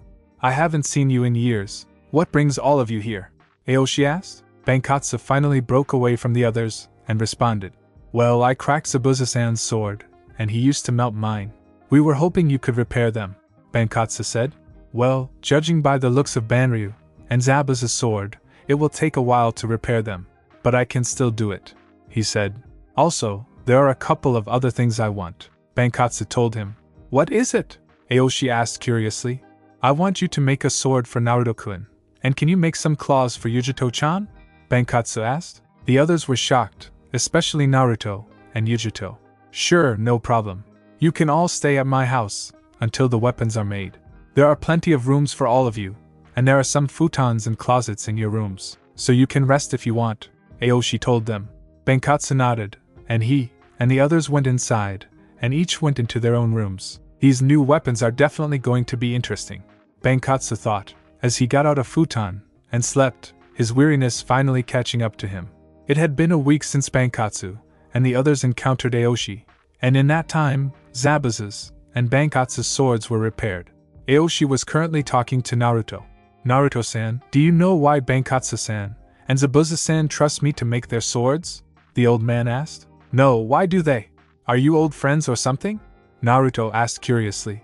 Well, we are good friends, but that is not the only reason. You see, while ordinary blacksmiths produce fine swords, they are just regular swords. My swords are directly in tune with the chakra of the user. That prevents others from wielding them. For example, Hashige Kisame has a sword I made, and if anyone tries to grab it, then spikes will appear and prevent that. The reason that happens is because my swords will recognize only one chakra signature. Do you understand now? Aoshi asked. When Naruto nodded, Aoshi smiled. Good, now come with me, Naruto-san. We need to pick the materials to make your sword. Naruto followed him behind the large house, and when Aoshi stopped, he put his hands in a seal. Kai! Suddenly, the air seemed disrupted, and then there was another building. That was I can't let just any person see what I have in here. Aoshi answered Naruto's unasked question. Naruto followed Aoshi inside, and was amazed at all of the aisles that were in the building. Naruto-san, Bankotsu-san told me you are learning how to channel your chakra into items, correct? Aoshi asked. At Naruto's nod, he continued, good, now I want you to go through aisles 1 through 3. Those are filled with various woods from all over the elemental nations. Whatever wood you choose will be the handle of your sword. I want you to channel your chakra into each wood, and bring me the one that feels the most compatible with your chakra, Aoshi instructed. Naruto nodded, and went through the aisles. He channeled his chakra into many woods, but he got weak responses. Finally he came across a black-colored wood that reacted very strongly. He picked up the wood, and brought it to Aoshi. Aoshi took one look before he started to look a bit pale. Naruto-san, do you know what kind of wood that is? That wood is from the legendary Shinigami tree, from the former land of whirlpools. It is rumored that the spirit of the Shinigami is in that tree. The tree never has leaves, and many people have felt a dark presence come from it, Aoshi told him. Naruto paled, but Aoshi merely chuckled. Don't worry, it's not going to possess you, but I was a little surprised. Now I want you to go through aisles 4 through 6, channel your chakra, and bring me the metal that responds the most, Aoshi instructed. Naruto returned about 20 minutes later, carrying a large chunk of a very shiny metal. Thanks to his constant training he was able to bring it with little difficulty. Again, Aoshi was surprised. Naruto, this is Dracosius. It is a very rare and valuable metal from Tsuchi no Kuni. The reason it is so valuable is because although it is very light, it happens to be one of the strongest metals in the world. Whatever is made from this will be bound to cut through almost anything. It can also withstand all sorts of attacks, making it almost invincible. IWA happened to be very fond of this metal during the Third Great Shinobi War, and it contributed greatly to some of their victories. Again, this is a very rare metal, and to get your hands on it usually costs a fortune, Aoshi explained. Wow, that's pretty cool, Naruto told him. Aoshi's eyes twitched. Alright Naruto-san, there is just one more thing you need. Go through aisles 7 through 9, and channel your chakra into various items. These items are to help properly channel your chakra into your blade.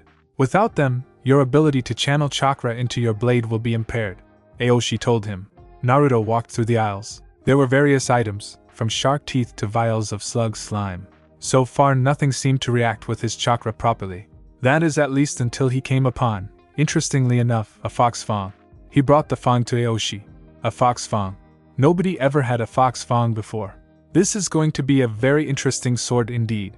Your sword should take about a week or so before it is made okay by Naruto-san. Naruto nodded and left. As soon as he got out of the building, he ran into a smirking Bankotsu. Even though you were getting the ingredients for your sword, you didn't really think that you would get a day off from training, did you? Naruto grumbled, and followed Bankotsu to a tree where surprisingly Zabuza was at. Hey Gaki, I heard that you want to be a ninja, right? Zabuza asked. Yeah, I'm going to be the best, Naruto shouted while pumping his fist into the air. Well, before you become a ninja, you should start learning chakra control. Do you know how to control your chakra? Zabuza asked. No, but we do have some scrolls on chakra control, Naruto told him. Yeah, Bankotsu showed me those scrolls. Those are very advanced chakra control exercises, so before you work on those, you should start learning the more basic chakra control exercises, such as tree climbing, Zabuza informed him. Naruto merely looked at him, and with a sweat drop replied, I can already climb trees. Can you actually walk up a tree without using your hands? Zabuza asked smugly. Is that even possible? Naruto asked incredulously. To answer him, Zabuza walked to a tree, and to Naruto's amazement, walked up the tree, as though he has been doing this his entire life. Now do you believe me, Gaki? Zabuza asked smugly. Wow, how did you do that? Naruto asked, obviously in awe. You just channel your chakra to your feet, and walk up the tree. Chakra control exercises also help increase chakra reserves, and they also help you spend less chakra for performing jutsus. It is normally best to run up the tree when you're first trying it, Zabuza explained. Why are you training me anyways? Asked a curious Naruto. Well, one, I'm bored too. I figured I'd repay you guys in some way since Bankotsu didn't kill me or Haku-san, Zabuza replied. Now are there any more questions? He asked. When Naruto shook his head no, Zabuza continued, good, now get to work. Naruto nodded, and tried to channel chakra into his feet, and when he felt he had enough, ran up the tree. He made it a couple of steps until he fell. This should be amusing, Zabuza thought. It went like this for about a week, and just, as Zabuza thought, it was amusing watching Naruto fall. But Naruto made remarkable progress. In fact, in just a week, Naruto had successfully made it to the top of the tree. Not bad, Gaki, I'm impressed. Maybe I should start teaching you water walking as well? Zabuza questioned. Really? You mean it? Naruto asked happily. Before Zabuza could answer, Aoshi appeared with a very pleased look on his face. Naruto-san, I'm pleased to tell you that your sword is finally finished, Aoshi said, pleased. He gestured Naruto into a small building that for some reason nobody noticed, where his sword was. When Naruto saw it, he was amazed. The sword was 51 inches overall. The blade is 7 inches wide and 36.5 inches long. The guard is 8.5 inches wide and 2 inches thick. It also had 2 small holes coming vertically from the hilt. Think Cloud Strife's Buster Blade. There was also a chain at the bottom of the handle, and at the end was a fox head with what looked like a dagger in between its teeth, like the Shinigami. Wow, was all Naruto could say. Yes, it is truly impressive. Now Naruto-san, there is one more thing we need to do. When Naruto looked at him, he continued. You see, we must perform a complicated sealing ritual to bind you with the sword. If you don't do this, then someone else can use your sword. But if we go through with this, then no one will be able to use your sword except you. Do you agree to do this? Aoshi asked. Naruto didn't need to think about it, and immediately agreed. Good, now come with me. Oh, and I want you to carry the sword. Naruto nodded, and although the sword was made from a light metal, it was overall very heavy. When he finally made it outside, he noticed that there was a 4th building, and so he asked, Aoshi-san, how many buildings do you have? Just these 4. One is the item building, where we gathered your ingredients. Another building is where I forge weapons, and such. The 3rd building is for the sealing rituals, and the final building is my house. Before you ask, I keep the other buildings and so nobody will find them, and possibly cause some damage. Aoshi explained. Are you guys going to do the sealing thing? Someone asked. They turned around, and saw Bankotsu walking towards them. Why, yes we are. Would you like to come with us to Bankotsu-san? Aoshi asked. He shrugged, and replied, sure, why not? They both went inside, and waited for Naruto. Naruto finally managed to bring his sword into the sealing building, and he noticed that there was only one room in the entire building. It was a large room, and it was pretty empty except for dozens of ink pots. Now Naruto-san, I want you to channel your chakra into this piece of paper. It will tell you your elemental affinity. If it splits in half, then it is wind. If it burns, then that is fire. If it gets soaked, then it is water. If it crumbles, then it's lightning. And if it turns to dust, then it is earth. Aoshi explained, as he pulled out a piece of paper from his pocket, and handed it to Naruto. Naruto channeled his chakra, and to the surprise of the others, it split in half, and started bursting in flames at the exact same time. Impressive fire and wind. Interesting, since wind makes fire stronger. Aoshi told him, while contemplating how to do this ritual with something so complicated. Meanwhile, Bankotsu was wondering if the Kyuubi being sealed into Naruto caused this. Now Naruto-san, I need you to take your sword and go to the center of the room. Naruto did, as he was told, and then Aoshi continued. Alright, now I need you to take your clothes off and sit in the center while holding your sword. Aoshi told him, while inwardly he was thinking, man, I hate this part. Naruto grudgingly did, as he was told, while Aoshi began grabbing ink pots and a brush. He started to draw complex seals all over the room, and then he drew them on Naruto and the sword. When he was done, he started performing hand seals at a quick pace, and when he was done, each seal started to glow, before they started to crawl to Naruto and the sword. Naruto cried out in pain, because each seal felt like fire to his skin, and then they all seemed to be absorbed into him and the sword. 10 minutes later, Naruto passed out when the last seal was absorbed.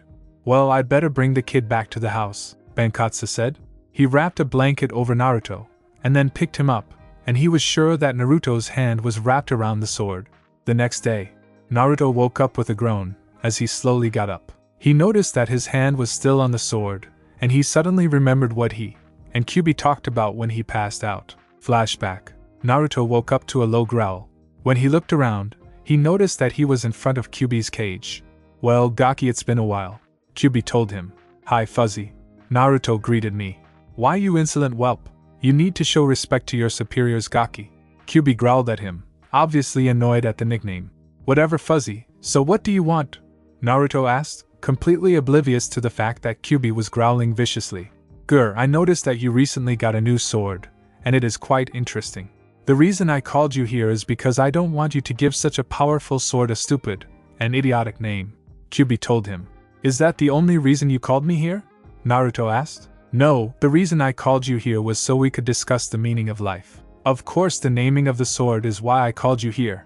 Such an excellent blade should have a name that strikes fear into others, Kyubi told him. Why would we do that?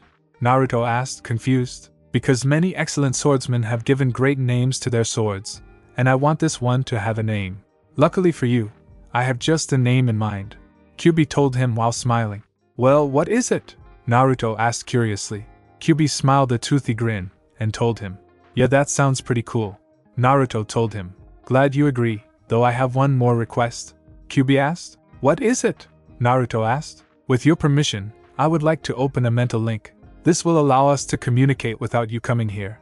I can only open it with your permission, so that is why I am asking. Who knows, I may be able to give you valuable advice? Kyubi suggested. Naruto thought about it for a minute and agreed. Alright, but you better not try to possess me. Naruto told him. Agreed. Kyubi replied. Now then, I believe it's time for you to wake up, Kyubi told him. End flashback. Naruto took a look at the sword and thought Senka Kitsune war fox. That does sound cool. Yes, the name is so badass. Kyubi? Is that you? Naruto asked. Yes, it is me, though in the future you might want to just think about what you are going to say, that way people will not think you're crazy, Kyubi told him. How is this? Naruto thought. That's better. Now you may want to talk with your uncle and tell him your sword's name. It would also help if you told him of our mental link. One more thing, you had better tell him that it was me that came up with the sword's name. Alright, I'll tell him. With that thought, Naruto got up and got dressed. Afterwards he tried to lift Senka Kitsune. It was still very heavy because of its length and width, but with some training it should become easier to carry. After several minutes, he made it outside and came across Bankotsu. Hi Uncle Bankotsu. Naruto greeted me. Hi Naruto-kun. What do you think of your sword? Bankotsu asked. It's great. Oh, and Kyubi gave me a name for it. At Bankotsu's questioning look, he continued. He suggested that I call it Senka Kitsune. Bankotsu looked impressed and nodded. That is a good name. And is there any other news? Well, Kyubi, or Fuzzy, as I like to call him, has opened a mind link with me, allowing us to speak with each other. Naruto told him. Well, that's nice, but you may want to be cautious of Kyubi. He can be rather tricky since he is a fox. And wait, did you just call him Fuzzy? Bankotsu asked with a wide-eyed look. At Naruto's nod, he burst out laughing. Hey, Uncle Bankotsu, do you know where Yujito-chan is? Naruto asked when Bankotsu started to calm down. Oh yeah, she is training with Zabuza-san to improve her chakra control, Bankotsu told him. Also, I want you to immediately start training with Senka Kitsune. When you get out, I want you to make 50 downward slashes, 50 upward slashes, 50 slashes from right to left, 50 slashes from left to right, 50 diagonal slashes from your top right to your bottom left, 50 diagonal slashes from your top left to your bottom right, 50 slashes from your bottom right to your top left, and finally 50 slashes from your bottom left to your top right. I also want you to do this every day along with your regular exercises. Bankotsu finished with a smirk.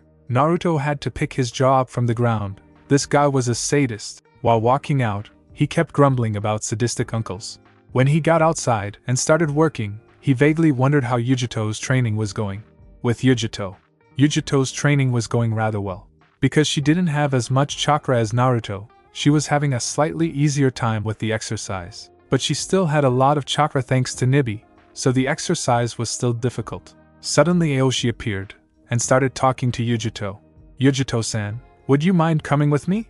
We need to find the ingredients to make your claws. Yujito nodded and followed him into the item building. When they got there, Aoshi gave her the same talk he had with Naruto. Now Yujito-san, I want you to go through aisles 4 through 6 and channel your chakra into all of the medals, and bring me the one that responds with you the most. Yujito nodded and went through the aisles, and when she came back, she was carrying a black medal. This is Kuronaya Black Diamond. Although it is not actually a diamond or even a metal, it is just as hard and just as powerful as diamond. The only real difference between diamond and Kuronaya is that it is much easier to melt and also good for making blades. This is why I placed this in the metal sections. Now I want you to go through aisles 7 through 9. There are various items there, and I want you to bring me the one that responds with you the most. They will help you channel your chakra better, Aoshi explained. Yujuto nodded, and just like Naruto, nothing seemed to react with her chakra. She was looking at a snake fang, and she was relieved to notice that her chakra did not react with it very well. But when she looked at some odd cat hairs, she noticed that her chakra was reacting very strongly. She picked them up and brought them to Aoshi. Cat hairs? Well, this is certainly surprising. These hairs came from an elderly cat demon somewhere in a fire country. Although she was old, she was about as powerful as a couple of jounin. Since she was old, she allowed me to take some of her hair before she died, Aoshi explained. Yujuto, however, had a question on her mind. You said she was a cat demon? I thought there were only 9 demons in the elemental nations. Aoshi nodded. True, but occasionally a very weak demon will come here, though it is rare. The cat demon I mentioned wanted to travel before she died, but otherwise it is normally Chunin level demons that show up, Aoshi explained. Now why don't you continue to train, while I start making these claws? Aoshi asked. Yujuto nodded, and ran off. On her way to meet Zabuza, she encountered Naruto struggling to continue his sword-swinging exercises. Hi Naruto-kun! Yujuto greeted me. Naruto noticed her, and put down Senka Kitsune, as he waved at her. She came to him, and marveled at Senka Kitsune. Wow Naruto-kun! That is an amazing sword, Yujuto said, as she continued to stare. Naruto smiled sheepishly, while rubbing the back of his neck. Yeah, Fuzzy says I should name it Senka Kitsune. What do you think? Naruto asked. I like it. But who is Fuzzy?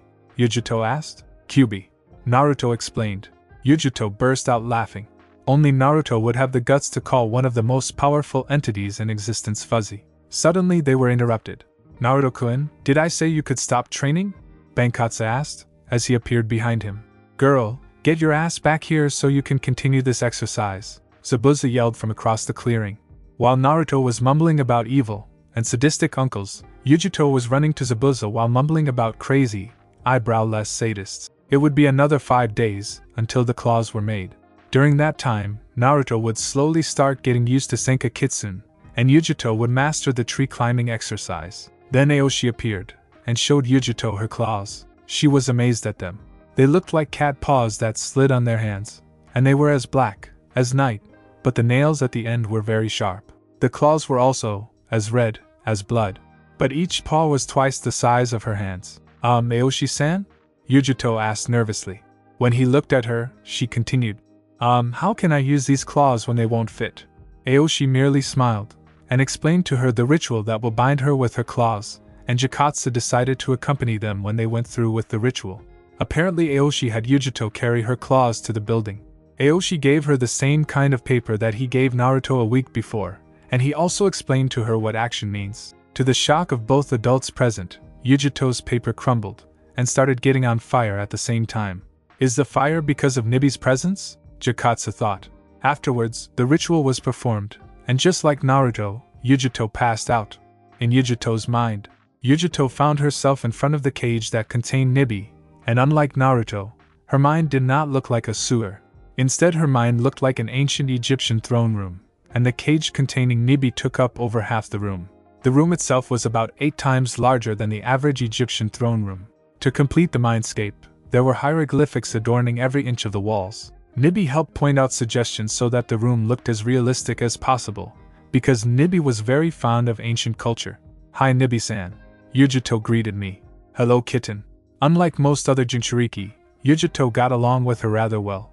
Did you want me for Nibi-san? Yujuto questioned. Yes kitten, I noticed that you got some rather interesting claws, and I figured I would help you name them. After all, such beautiful claws should have a name for everyone to remember and fear. Nibi explained. Well, what did you have in mind? Yujuto asked curiously. Well, I was thinking along the line of the claws of Batet. Do you remember who Batet was, correct? Nibi asked. Yujuto nodded, and answered yeah, she was an Egyptian goddess, who could be both calm one moment, and bloodthirsty the next. She was supposed to help people, and kill some, right? Nibi nodded, obviously proud of the girl. One of the main reasons Nibi liked Egyptian culture was because they worshipped cats, and that was something that definitely made her like them. Yes, that is correct. So do you like the name for your claws? Nibi asked. Yujuto nodded, yeah, I like the name. That's good, though you may want to wake up now. Oh, one more thing before you leave. Can I open a mind link between the two of us so I don't have to wait until you're unconscious or asleep to talk with you? Nibi asked. Sure, but I'd better get up now. See you later, Nibi-san. Yujito waved goodbye before disappearing. Outside Yujito's mind, Yujito woke up with a groan, and noticed that her hands were still inside the large claws. Just as she was about to get up, the door opened, and Aoshi came in. Hello, Yujito-san. I hope you slept well? Aoshi asked. Yeah, I slept alright. But can I ask a question regarding the claws? Yujito asked. If it's about them being too large, then all you have to do is put some of your blood on the seal that is on each palm. This will either increase or decrease the size of your claws, so you won't need to constantly buy new ones, Aoshi informed her. Yujito nodded, and took the glove-like claws off, and cut her finger with one of them. She then used the blood on the palm of each claw, and the seals started glowing a soft blue color, before the claws shrunk to properly fit her hands. Wow, that's great, Aoshi-san, Yujito told him. Glad you like them. Now, I placed some extra seals during the ritual, and those have specific purposes. Now, because of those extra seals, your claws will always remain at an average temperature, so your hands will never be too hot or too cold, and other people like the Inuzuka clan will not be able to touch them. Also, your claws will never break, making them very useful. Aoshi explained to an awestruck Yujito. Wow, that's incredible, Yujito said. I'm glad you like them. Now I want you to come outside with me, Naruto-san, and the others, so please hurry, Aoshi told her. Yujito nodded, and took off her claws. She immediately got dressed, grabbed the claws, and rushed outside where she encountered the others. Alright, now that everyone is here, there is something that I need to tell you about Naruto-san and Yujito-san, Aoshi explained. When he saw that he had their attention, he continued, Now I want you to follow me to a lake that is nearby, because we are going to see the abilities your weapons have, and we should be near a water source in case something bad happens. He gestured to Naruto, Yujito, and everyone else to follow him. It only took a few minutes, and when they got there the kids were amazed. The lake itself was amazing, and it had a calm surface in case someone needed to try practicing water walking. Now that we are here, I want Naruto-san here to channel his chakra into his sword, and we should see what happens. Naruto nodded, and tried to channel chakra into his blade. And to everyone's surprise, the sword was covered in white-hot flames. Surprisingly, both Naruto and Senka Kitsune were not being harmed by it. Impressive, Naruto-san. Now try, and swing it a few times, Aoshi instructed. Naruto nodded, and when he swung it, a trail of fire flew from it, and flew towards the lake, making an impressive amount of steam. Interesting. Kyuubi's fire chakra must have affected the sword, while Naruto-kun's wind chakra must have guided some of it away. Apparently, Naruto-kun's wind chakra is already feeding the flames, and yet it will also guide the flames when the sword is swung. Bankotsu was the one who pondered this, as he watched, impressed with Naruto's sword. Naruto heard clapping, and turned to an amazed Aoshi. Excellent. That is truly an amazing blade, though Naruto-san, you can stop channeling chakra into it, Aoshi told him. Naruto nodded, and stopped channeling chakra into Senka Kitsune, and thus the flames disappeared. Now, Yujito-san, I want you to channel chakra into your claws, Aoshi instructed. Yujito nodded, and channeled chakra into her claws. Suddenly the claws on her left hand became covered in lightning, while the ones on her right became covered in flame, much like Naruto's Senka Kitsune. She swung her fire-covered claws at a tree. Her hand quickly cut a deep trench in it, and it then burst into fire. Fortunately, Zabuza performed a waterfall, and stopped the spreading of the fire. Aoshi created a Mizu Bunshin, and wanted Yujito to attack it with her lightning-covered claws. She did what she was told, and the Bunshin was electrocuted before it burst into water. Amazing, Yujito-san. It appears that each hand is affected by one of your elemental affinities, Aoshi explained, while thinking, these two have great potential. I have no doubt whatsoever that they will be great. You can stop the flow of chakra into your claws now, Aoshi told her. She stopped the flow of chakra, and both she and Naruto were being congratulated by everyone except by Zabuza, who was still thinking, damn it, I know I've heard of Bankotsu, but when? He was going insane at trying to figure it out. Alright, let us see. We've got a midget obsessed with poisons, a doctor who has mood swings, a damn giant, a guy who has a fetish for fire, a man who has more weapons than a hidden village, a cute girl who scares the shit out of me, and a guy who acts like a 10-year-old. 7 people, each with their own specialties. Slowly Zabuza's eyes widened. Oh shit, Zabuza thought, as he started to finally remember when he heard of them. Flashback 8 years ago. The Kiri no Shinobigatana Nananin Shu were sitting around a campfire out in the woods. This is a rare moment for them because they usually have missions, and they can't hang out. But this was one of those rare moments when they could hang out, and drink as much sake as they could before throwing up. While the currently drunk Hashigeki Kisame started telling some stories of his accomplishments, and Kurasuke Raiga was thinking of new ways to perform a funeral, they heard some rustling nearby. Tensing in case someone would show up, they were surprised to see 7 people walk out. Even in their drunken stupor, they could tell these guys were no pushovers. Suddenly, the one carrying a huge broadsword started talking. "Hey, do you guys know where the closest town is? Why do we tell you? Gets you bastards," Kisame told them, still drunk, and unable to speak properly, as the others tightened their grips on their swords. "Look, we just want to find the next town, we don't want to fight." Bankotsu told them while thinking, "Actually we do want to fight, but the Mizukage will probably be a pain in the ass if we kill these guys." "Ha, you guys think you can fight us? Please, we're the best swordsmen in Kiri," Kisame bragged, still drunk. "Well, we can't kill them, but maybe we can have a little fun with them," Bankotsu thought. "Well, you guys don't look so tough. If anything, you bastards would probably have a difficult time fighting a fish out of water," Bankotsu told them. That did it. Kisame and the others were obviously mad, and so they charged, believing they could beat him. But since 4 of the 7 swordsmen were drunk, it wasn't much of a fight. 20 minutes, and 7 bruised egos later, Bankotsu finished tying the last member up, when Ginkitsu found a map. "Big brother, it looks like the next town is about 8 miles north of here. Good work, Ginkitsu. If we hurry, we should make it there rather quickly," Bankotsu told everyone. "But brother, shouldn't we kill these guys? They could be troublesome in the future," Suikatsu suggested. Bankotsu shook his head no, and explained, "If we kill these guys, then that idiot of a Mizukage will be a huge pain in the ass. Besides, I have a feeling these guys may betray him soon. That or he will betray them." The rest nodded, and right before they left, one of the swordsmen Bankotsu tied up started to stir. He was also the only one with bandages covering the bottom half of his face. He looked up at them, and from the look on his face, he was expecting death. "You guys are going to kill me or what?" he asked. "No, but if you tell the Mizukage about this, then we might the next time you and I meet," Bankotsu told him. "Who are you guys anyway?" the man asked. This got Bankotsu's eyes to gleam a bit, as he performed a ridiculous pose, and shouted, "I am the man whose name is known across the world. I am the greatest swordsman in the world. My mere presence causes women to go crazy. I am Uzumaki Bankotsu." For everyone else, well, they slammed their palms into their faces in total embarrassment. Anyone would do the same thing if their leader acted like that. The swordsman, however, just sweat dropped. "I lost to this guy. Well, we better go. By the way, don't tell anyone where we're going. I want you to swear you won't tell anyone. Otherwise, I'm pretty sure I can cut a few inches off the top," Bankotsu said menacingly. Fine, I swear I won't tell anyone," the man said. The reason this would contain any importance is because the members of the Kiri no Shinobigatana Nananin Shu always kept their word. "That's good. By the way, before we go, can we get your name?" Bankotsu asked curiously. "Sure, my name is Momochi Zabuza. Catch you later," Zabuza told them, as they walked away, though Bankotsu did not like being called a gaki. Unfortunately, despite the fact they were drunk, the other swordsmen would always remember that beating they got. Their egos were never so large again. End flashback. "Oh crap, oh crap, oh crap. I fought this guy twice? How could I have forgotten?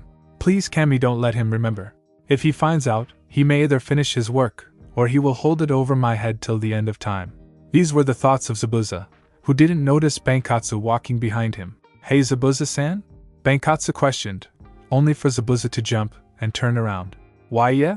Zabuza asked. "Well, I was wondering if you wanted to travel with us. I know this seems sudden, but we need someone who can help teach jutsus and chakra control exercises to the kids," Bankotsu asked. "Well, what is in it for me?" Zabuza questioned. "Well, I can help train you to become stronger with your sword. After all, I did beat you twice, once 8 years ago, and the second time was a couple of weeks ago," Bankotsu told him while smiling. Zabuza looked alarmed. "You remember?" "Well, yeah. I remembered that fight a few days ago, but I wouldn't mind having you join us, if only temporarily. So what do you say? Oh, and if you agree, I won't tease you for how easy that fight was 8 years ago," Bankotsu told him while still smiling. "Agreed. Haku-san will also be joining us, otherwise there is no deal," Zabuza told him sternly. I can agree with those terms. The kids should like it, Bankotsu told him. They should. Now let us get going.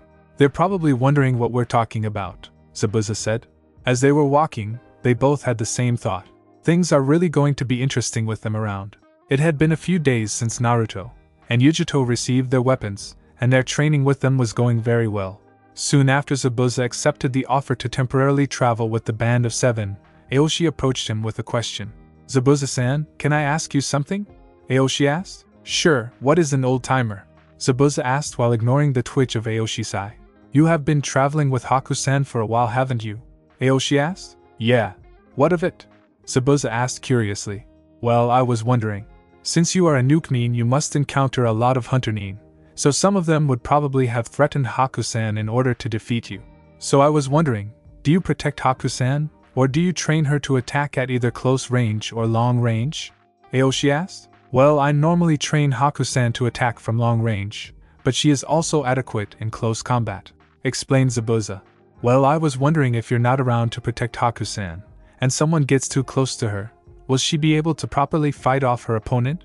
Aoshi asked. Well, it would have to depend on the skill of her opponent. If it was a genin, then she could beat them with little difficulty, but a chunin would be far more difficult, Zabuza told him. Well, if she had a sword, and was trained by an excellent kenjutsu user, then she could be very formidable in both long range and close quarters combat, Aoshi explained. True, and judging by the tone of your voice, and the fact we're even having this conversation, I'm guessing you want to make a sword for Haku-san, right? Zabuza asked. Yes, I would, Aoshi confirmed. Why would you want to make her a sword? Zabuza asked curiously. Sigh, because I caught her using her Kekkei Genkai, Aoshi told him. Zabuza looked momentarily alarmed, until Aoshi continued. Don't worry, I won't hurt her. I always thought the Mizukage was an idiotic bastard to kill off the Genkai users. You see, Zabuza-san, I was once friends with some of the people of Haku-san's clan, the Hayatan users, so when I saw Haku-san perform her bloodline, I wanted to make sure that the last of my friend's clan would not be killed. So that is why I'm offering, to help quite possibly the last of their clan, Aoshi told him. Well, it could benefit her, but I know for a fact I'm going to have to make sure she is more careful with things concerning her bloodline, Zabuza told him. So I will take this as a yes? Aoshi questioned. Go for it, Zabuza told him. Aoshi nodded, and went to where he suspected Haku was. He went to the lake where Naruto and Yujito showed their weapons abilities, and when he got there, he saw Haku throwing needles at a tree, trying to increase the power behind her throws. Haku-san, may I speak with you for a moment? Aoshi asked her. Haku looked towards him, and nodded. What is it you wanted to talk to me about, Aoshi-san? Haku asked. Well, Zabuza-san told me that you are primarily a long-range fighter, so he and I have decided that to help you become stronger, I will make you a sword, Aoshi explained. Haku looked confused, before asking something. Why would I need a sword? Mine is good enough, isn't it? Haku asked. While it can be useful, you should also learn how to wield the sword, because if someone who is skilled in kenjutsu gets too close to you, you will be useless, Aoshi explained to the girl. I guess I can see where learning how to wield a sword can help me, Haku said, as she took on a thoughtful look. I'm glad you agree. Now please come with me. We need to pick the materials for your new sword, Aoshi told her. Haku nodded, and followed him to the item building. When they got there, Aoshi gave Haku the same card he gave Naruto and Yujito. I'm pretty sure she has a wind and water affinity, but it never hurts to find out, thought Aoshi. Just as he predicted, the card became wet before it then split in half. Just as I thought, you have an affinity for water and wind. Now, Haku-san, I want you to go through aisles 1 through 3. Those contain woods that will be used to make your handle. Channel your chakra, and bring me the wood that feels the most compatible, Aoshi told her. Haku nodded, and 20 minutes later came back with a navy blue wood. This is the Shioe's no Yuki Megami. The reason this wood has its name is because this wood grows in the very center of Yuki no Kuni, and the wood is always freezing cold, Aoshi explained. At this, Haku got a contemplative look. But Aoshi-san, this wood does not feel cold to me at all, Haku told him. Well, I believe that the reason it is not cold to you is probably because of your Hayatan Genkai, Aoshi told her. But when Haku appeared alarmed, he further explained. Haku-san, I do not hate you for your Genkai, so you have no reason to be afraid, he told her. Haku visibly relaxed, but she was still tense. Now, as I was saying, this wood can withstand a very high temperature, and is difficult to burn, but I can still make it an excellent handle. Now that we have your wood, I want you to go through aisles 4 through 6, and pick the metal that responds the most with your chakra," Aoshi instructed. Haku nodded, and 15 minutes later came back with a very light silver metal. "Ah, it seems you have chosen the High-Tenchi no, gift of the Ice Angel. It can freeze whatever it cuts, and can withstand even the most powerful of Katan. It comes from a place very far north, and it is extremely rare, almost if not more rare than Dracosius," Aoshi explained to the awestruck girl. He chuckled before he continued, "Now, I want you to go through aisles 7 through 9, and bring me the item that responds the most with your chakra." Haku went through the various items, and she came back another 15 minutes later, and she was carrying a white fawn. Aoshi should have expected this, but didn't. Incredible. Haku-san, this is something that I only have one of, and it is one of the rarest items in the world. Haku-san, this is the fawn of an ice dragon, and this dragon just so happens to be as powerful as the legendary Sanbai no Kane, three-tailed turtle. Truly amazing. I will get to work on your sword immediately, and it should be done in about a week. Now, why don't you continue training while I work on this?" Aoshi suggested. Haku nodded, and ran out, only to run into Zabuza. "So Haku-san, have you found the ingredients for your sword?" Zabuza asked. "Yes, Zabuza-sama. I should receive it in about 7 days," Haku told him. Zabuza nodded, and he said, "Good, now Haku-san, I want you to continue training. You should start working on the water walking exercise to increase your chakra reserves and control." Haku nodded, and ran to the lake in order to improve her control, while Zabuza watched and instructed her. "Haku-san, hopefully I can give you a better life when this is all over," Zabuza thought. Zabuza thought of Haku as a daughter, but he would never admit it. 1 week later. It had been a week since Aoshi started to make Haku's sword, and in that time everyone had progressed nicely in their training. Haku could stay on the water for about 10 minutes before she lost control. Naruto could now hold his sword for about 15 minutes before his arms got tired, and Yujito had also started working on the water walking exercise, and currently she could make 5 steps before she fell in the water. Aoshi was walking towards Haku, who was just about to attempt to walk on the water, but she stopped her flow of chakra when she noticed Aoshi approaching. Zabuza, who was there helping Haku control her chakra, also looked towards him. "Hello Haku-san. I believe I have something that you might like. Please come with me," Aoshi motioned. Haku followed him, and Zabuza also decided to accompany them, and when they got to where Aoshi made the weapons, the sword there made Haku gasp, and Zabuza looked impressed. The sword itself was the length of an average katana, but the handle of the sword was navy blue, and at the bottom of the handle was a white ribbon, while the hand guard looked like a golden 4-pointed star.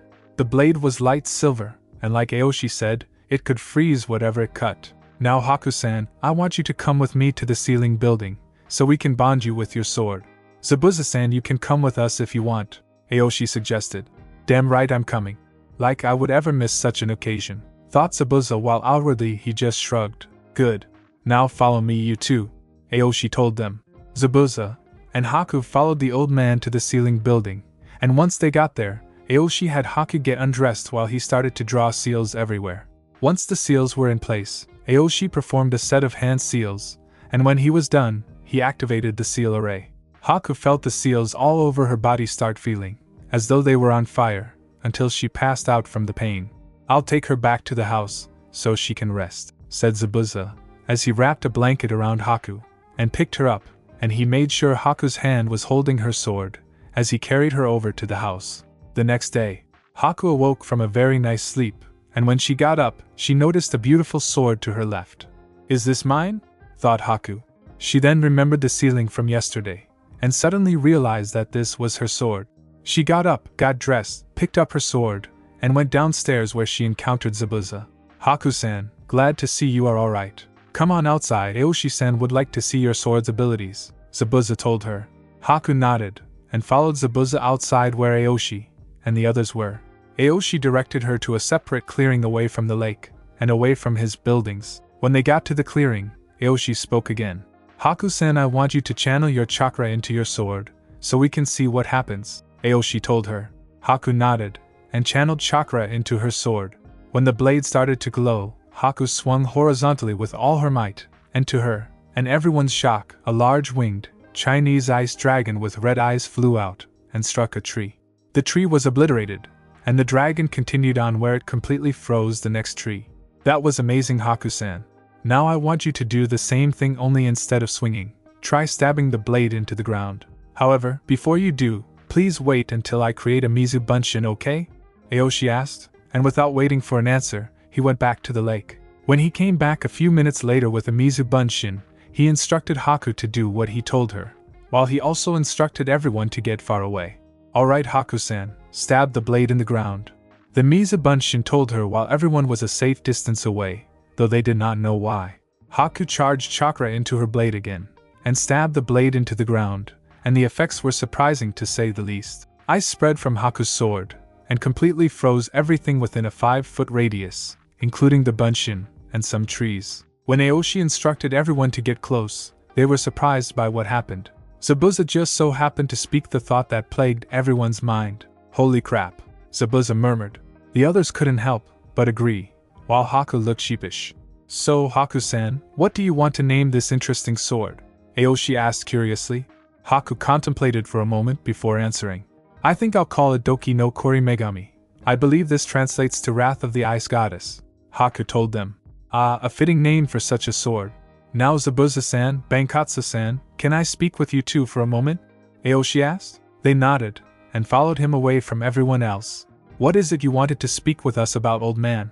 Bankotsu asked. Well, I've been wondering, how exactly are you two going to pay me for making these weapons? A curious Aoshi asked. Zabuza and Bankotsu played. You would think they would figure out what to do to pay for these, but they were too busy. Well, we never figured this out, but can we do some manual labor instead of paying? Asked a hopeful Bankotsu. No, I already have everything I need, and I don't need help with anything at all, Aoshi told them. Bankotsu and Zabuza were wondering what to do, until Zabuza came up with an idea. Aoshi-san, do you take Ika Paradise? Zabuza asked hopefully. Aoshi blushed, as he started to remember some of the things he read in that sacred book. Well, yes, but if you decide to pay me with the Ika books, then I'm going to need 3 different books for them to pass, as payment for all of the weapons, Aoshi told them.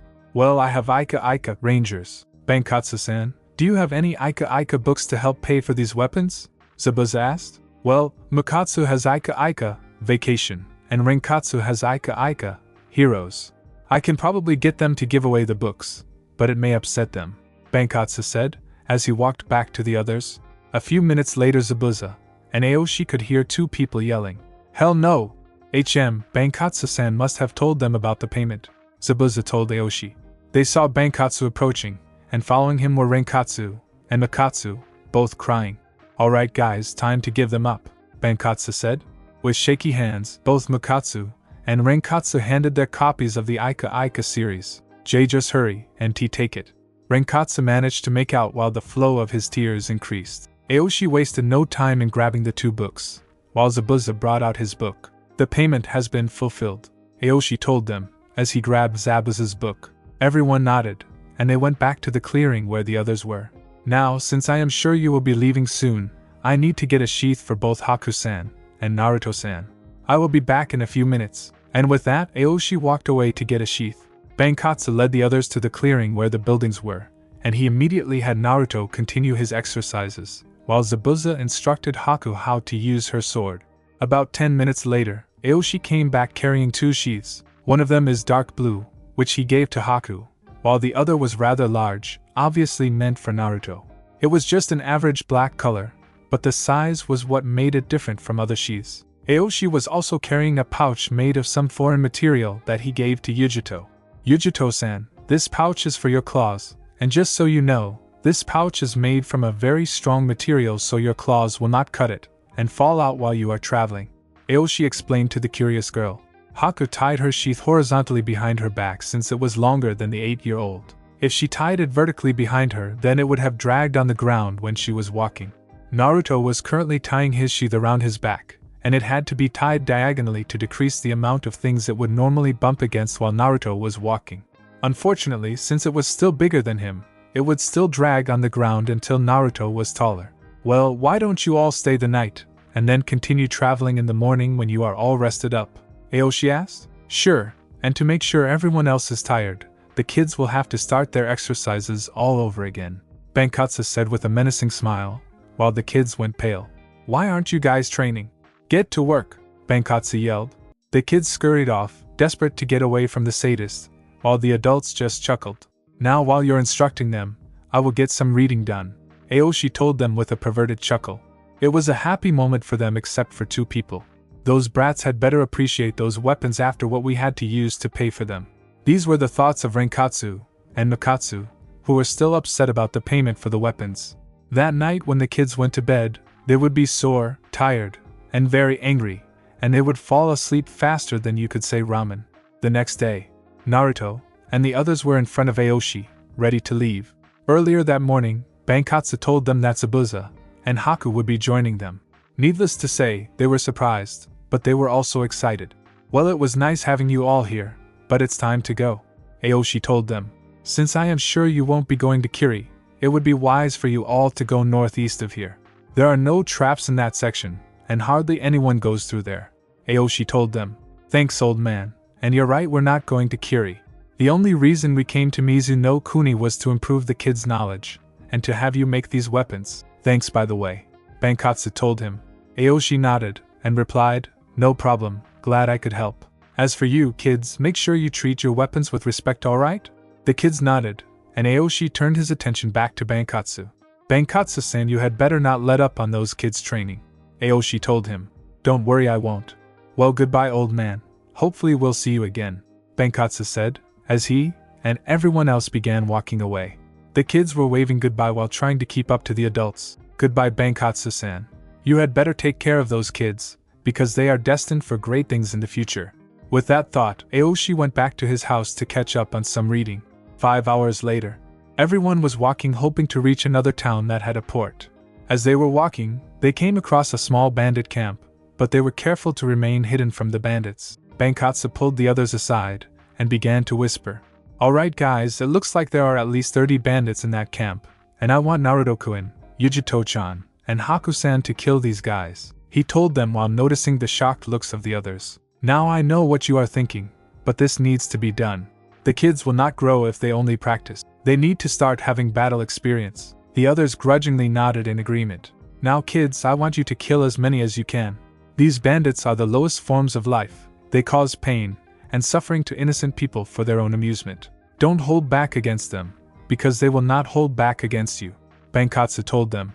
They nodded and walked into the clearing. As they were approaching, some bandits saw them and got a gleam in their eyes when they saw the swords. "Well guys, look at what we have here."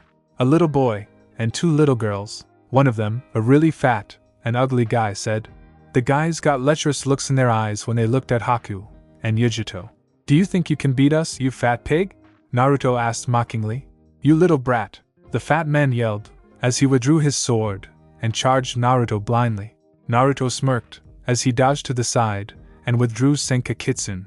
In one fluid motion, he cut the fool in half. Naruto was not affected by killing someone because he remembered what the Reikage told him.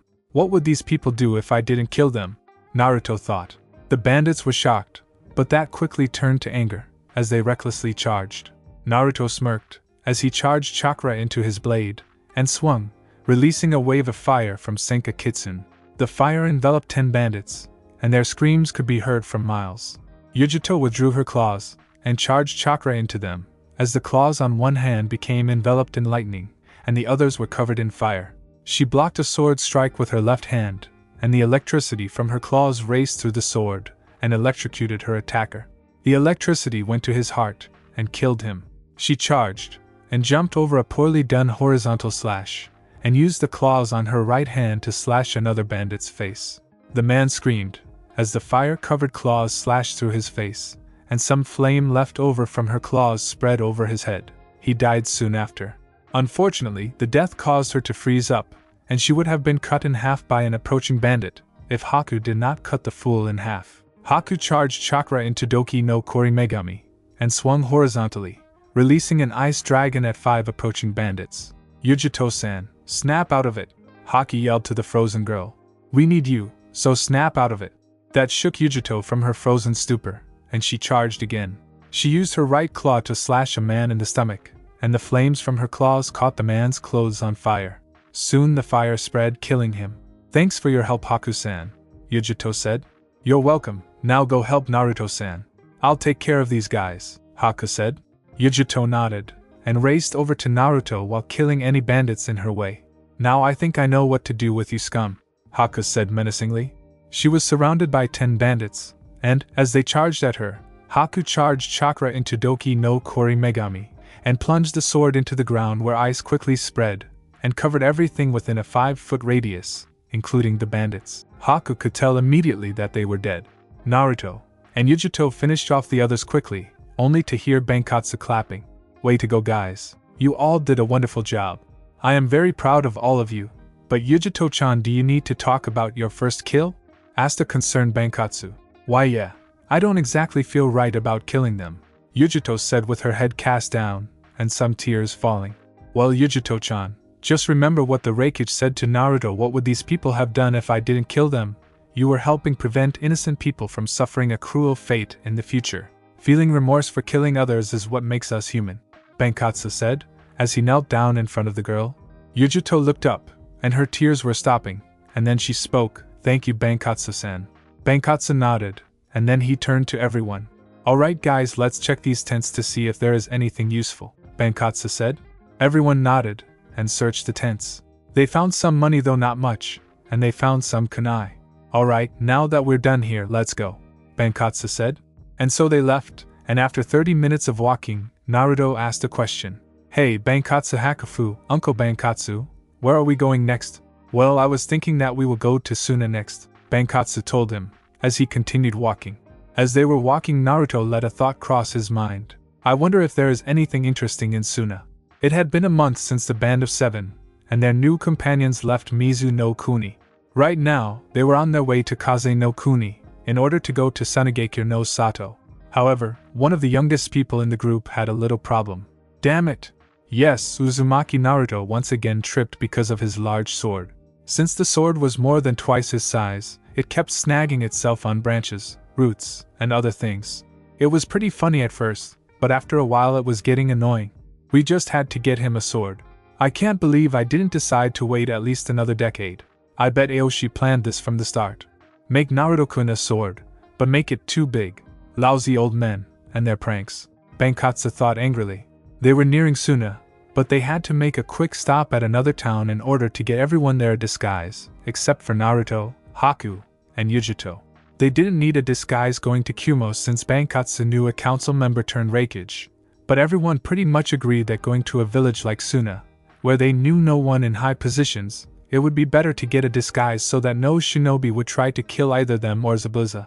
Makatsu was wearing a plain white shirt and blue shorts, while wearing black shoes. He also dyed his hair a light blue. Kayakatsu was wearing a short-sleeved red shirt, beige cargo pants, and blue sandals. He also dyed his hair a light blonde. Renkatsu was wearing a short-sleeved gray shirt, brown cargo pants, and red sandals. Since he had no hair, he bought a brown wig. Ginkitsu was wearing a short-sleeved white shirt, black cargo pants, and black sandals. He dyed his hair a dark blue. He also had a piece of cloth over his right eye in order to hide the piece of metal that covered most of his head. Suikatsu was wearing a light blue short-sleeved shirt, beige cargo pants, and blue sandals. He also dyed his hair a golden blonde. Chikatsu was wearing a short-sleeved pink shirt that was short enough to just reveal her stomach, and this was for 2 reasons. 1, she could have a reason to kick some unlucky bastard's ass. 2, it will distract any bandits, mercenaries, etc. long enough for her to kill them. She was also wearing dark blue shorts and black sandals. She also dyed her hair a golden blonde, as well. Bankotsu was wearing a red short-sleeved shirt, and on the back were the words "I'm better than you, and you know it." He was also wearing black jeans and black sandals. He dyed his hair a dark blue. Zabuza, however, was wearing a plain white short-sleeved shirt, beige cargo pants, and a straw hat since he felt it would be too unmanly to dye his hair. Naruto, Yujito, and Haku were traveling, as they were since no one knew them. One thing all of the members of the Band of Seven had in common was the fact that, much to their chagrin, they had to wear makeup in order to hide the tattoos that were on their faces. They also sealed their weapons in scrolls, and Zabuza hid his headband in order to avoid any unwanted attention. The trek through the desert is what could easily be called hell. Naruto was whining like crazy over the heat until Zabuza got too annoyed and punched Naruto in the head, telling him to shut up. When Naruto asked why they were going to Suna, Bankotsu's answer was simple. This is to help improve your endurance. The heat will push you to your limits, and it will help increase your fighting ability, if you are familiar with this terrain. He answered, and true to his words, the heat pushed Naruto and the other kids to their limits, and it was completely agonizing to those who were unfamiliar with traveling in the desert. Finally, after what seemed like an eternity, the 11 people crossed a dune hill, and over it was the walled hidden village of Sunagakure no Sato. As they approached the gates, 2 Suna shinobi drop off the wall and confront them. Halt! State your name and business, one of the shinobi demanded it. Bankotsu stepped up and said, My name is Kurosaki Sanji, and these are my brothers, sister, nieces, and nephew. We're here to have a vacation. In Suna? Are you stupid or something? One of the guards asked incredulously. Hey, what can I say? We like the heat, Bankotsu replied. Looking at the kids, the guard noticed they were barely standing. The kids don't look like they like it, the guard pointed out, narrowing his eyes. Yeah, well, the adults here do. Here are the papers. So are you going to open up the gate now? Bankotsu asked, annoyed, as he handed the papers that he borrowed from some merchants on the way to Suna. Looking over the papers, the guard nodded and signaled to the other to open the gate. When the gate was opened, Bankotsu and the others walked through and were impressed that despite the desert, the houses were pretty well built. Alright guys, I'm gonna find us a hotel to stay at for the next few weeks. Renkatsu, Makatsu, you two can go to the adult bookstore, if it'll get you two to shut up. Suikatsu, I need you to buy some more supplies while we're here. The rest of you guys can go do whatever, but don't get into trouble. Oh, and Zabuza, you stay with the kids, and keep an eye on them, Bankotsu whispered. Why do I have to stay with them? Zabuza asked, clearly annoyed. Because I said so. Bankotsu smirked before going off to find a relatively cheap hotel.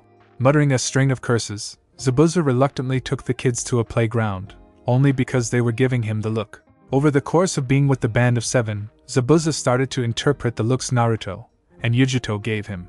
This particular look could be interpreted as make us work, and we'll prank your ass. Apparently the desert took quite the toll on them. Alright, we'll go to the damn park, but tomorrow you're doing twice as many exercises, Zabuza warned. Naruto and Yujito nodded enthusiastically, in order to avoid work after traveling the desert. When they arrived, they noticed that the park was deserted, no pun intended, except for a single soul. It was a kid around Naruto's age, with red hair, a white t-shirt, and brown jeans. He also had green eyes, but what really stood out were the rings around his eyes, as though he were suffering from insomnia. Be careful around him, guys. There's got to be a reason this place is deserted, Zabuza warned, before heading for a bench, while keeping an eye out on them. Naruto, Haku, and Yujito walked over to the nervous-looking boy, and Naruto, being Naruto, spoke up for them. Hi, I'm Naruto. What's your name? He asked. The boy merely looked at him for a moment, and Naruto suddenly noticed the kanji for love tattooed on his forehead. Go away, he said in a low voice. Not discouraged at all, Naruto decided to keep trying whilst ignoring Haku's and Yujito's warning. Come on, what's so wrong with telling me your name? He asked. Alright, the boy was seriously getting annoyed. What kind of idiot would constantly try and get to know him? Deciding to send out some sand, thinking it would kill him, he was surprised when Naruto easily avoided the sand while looking odd. Wow, that is so cool. Is that a Genkai? He shouted. Haku and Yujito also looked impressed, and Zabuza raised a non-existent eyebrow in curiosity. Surprised for a moment that they weren't scared like the rest of the villagers, he merely replied, yes it is. He said coldly. However, he was still so shocked that people weren't afraid of his sand, he didn't even attack them. Kid, if you believe that for even a second, then you're dumber than I thought. Kyuubi told Naruto thanks to the mind link he shared with him. Fuzzy? Hey, it's been a while. What took you so long to finally talk about something? Simple. I didn't feel like it. But on to important matters, this kid doesn't have a Genkai. In fact, if I could make a guess, I'd say he has a seal inside of him, Kyuubi told him. Him too? Geez, just how many people like me are there? How the hell should I know? But I do know there is no Genkai that allows one to control sand. I think the Gaki has the Ichibi no Shikaka sealed in him. Ah, Shikaka, what a baka. He actually makes you look smart, and that's saying something, Kyuubi replied with a laugh. Naruto's eyes twitched, as he wondered why Kyuubi kept insulting him. Because it's so damn easy, Kyuubi replied, roaring with laughter. Deciding to stop the conversation with the insulting fox, Naruto noticed that everyone was staring at him. Blushing, and rubbing the back of his head sheepishly, he replied. Sorry, I was talking fuzzy, he told them. The others nodded their heads in understanding except for the boy who merely looked confused. Oh, I was talking to the Kyuubi no Kitsune. And he told me you had the Ichibi no Shikaka sealed inside of you. Naruto told them, while everyone gasped, except for Zabuza. He doesn't gasp. Zabuza was surprised about two things though. 1. Naruto was actually dumb enough to tell a random stranger he has in him. And 2. This kid also had a. Zabuza was starting to think that the trek through the desert fried most of Naruto's brain cells. The boy, however, was completely shocked. Why, you have something sealed inside of you too? He asked. Naruto nodded, and Yujito stepped up. Can you keep that a secret? We don't want others to find out, she asked. The boy nodded before Naruto spoke up again. You know, we didn't get your name yet, he pointed out. Forgetting about that, the boy replied. My name is Sabaka no Gaara. And yes, I do contain the Shikaku, he told them. Uzumaki Naruto, container of the Kyuubi no Kitsune. Ni Yujito, container of the Nibi no Nikomata. Hello, my name is Haku. Now Gaara-san, can you keep us keeping a secret? The last thing we need is for the village to be after us? Naruto asked. Yes, sure, but can I ask the question? Gaara asked. At Naruto's nod, he continued.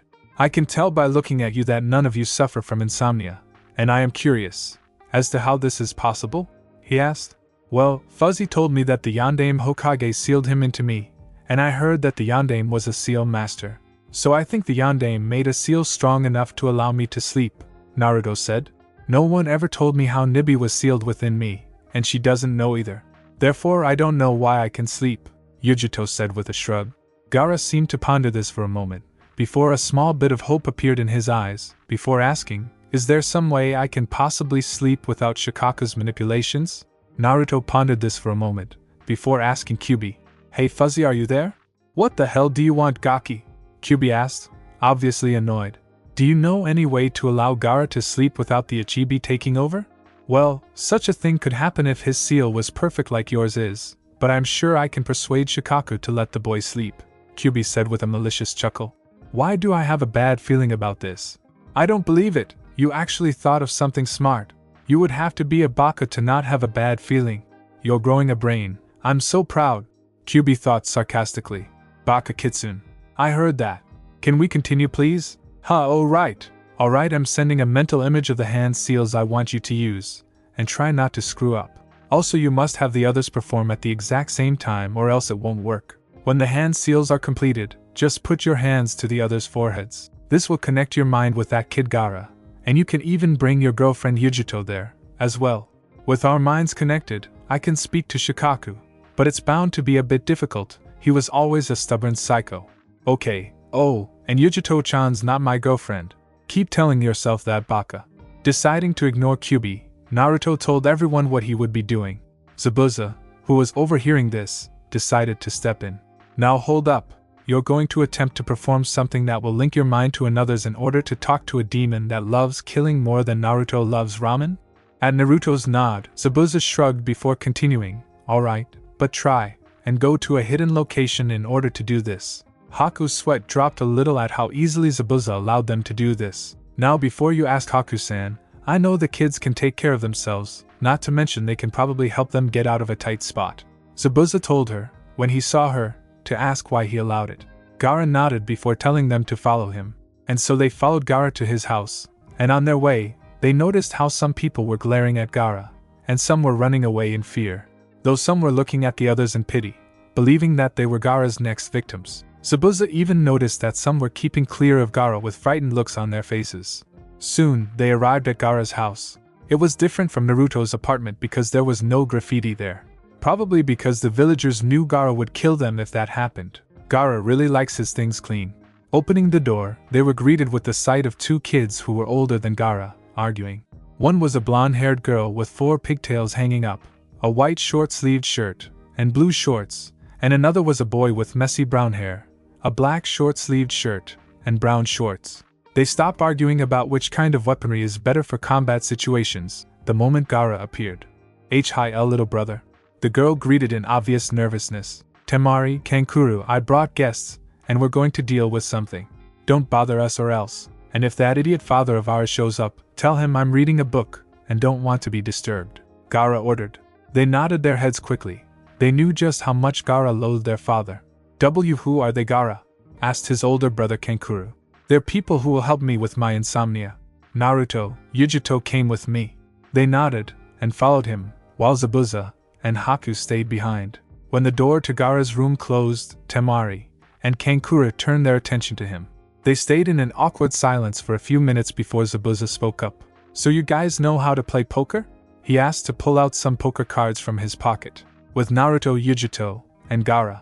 Alright you two, I need you to sit down, while I have Kyuubi show me the seals again. Naruto told them. They nodded, and sat down on Gaara's bed, while Naruto asked the fox, You forgot? Baka baka baka. It's only been a few minutes, and you forget already? Would you just shut up, and tell me already? Fine, just don't forget this time. And so once again, Kyuubi showed Naruto the hand seals. Nodding, Naruto showed the others the hand seals, and all three of them performed it. When the seals were completed, they touched the others' foreheads, and shouted the name of the technique. Seishin Rensa no Jutsu, Mind Connection Technique. In the combined mindscape, they woke up feeling groggy, and when they got up, they looked around, and knew they weren't in Gaara's room anymore. Looking around, they noticed they were in what could only be described as their mindscapes being combined into one. They were in a sewer, but there were Egyptian hieroglyphics on the walls. They also noticed that instead of a hard floor, there was sand instead. Well, Fuzzy never mentioned this. Naruto said. Come on, follow me. I've been in my mind enough to know where to find the others. Yujito told them. Shrugging, Naruto and Gaara followed her. After walking for a few minutes, which was a bit difficult due to the sand, the tunnel led off into an enormous chamber. Well, enormous would be an understatement. It's like saying Orochimaru is just a little disturbed. A huge understatement. Straight ahead of them was the cage holding back Kyuubi, and to the right, instead of a wall, there was the cage for Nibi, and the left side of the room was much the same, except there was a couple of bars missing from the cage, and inside was the fearsome visage of Shikaku. Well, if it isn't little Shuchan, Kyuubi mocked. Oh great, a horny perverted fox, Shikaku mumbled. I heard that. Oh Kami-sama, is that your breath, Kyuubi? It smells like freshly cut roses, Shikaku shouted out in disgust. What? I'll have you know that my breath smells like 1,000 rotting human corpses, you bastard. Do you two ever stop arguing? Nibi asked with a sigh. No, was the combined yell of the other two. Oh Nibi, how's it going, baby? Kyuubi asked, trying to sound smooth. You still have a crush on her? She's not even a kitsune, Shikaku pointed out. He has a point, but weren't we here for another reason? Nibi asked. Oh alright. You redhead. Kyuubi gestured for Gaara. My name is Gaara, he told Kyuubi. Ah man, what a cool name. I bet it strikes fear into the hearts of all those who hear it. Why Blondie, why couldn't you have such a fearsome name instead of being named Fish Cake? Kyuubi asked. Up yours, Naruto retorted.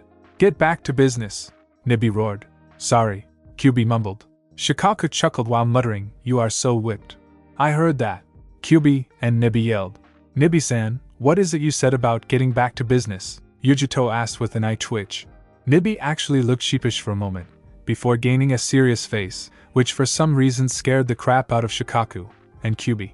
Probably because they were used to seeing her give a bored look. Alright Shikaku, we have a little problem. You see, because you are sealed within Gaara-san, he has insomnia, and knowing you, you constantly try and convince him to kill, do'n't you? Nibi asked with a growl. Yeah, so what? He's my container, and thanks to that idiot of a father of his, I can convince the Gaki to kill whenever I want, and it definitely helps that he thinks I'm his mother. While that is unfortunately true, if you don't let Gaara-san sleep, then he can become weaker.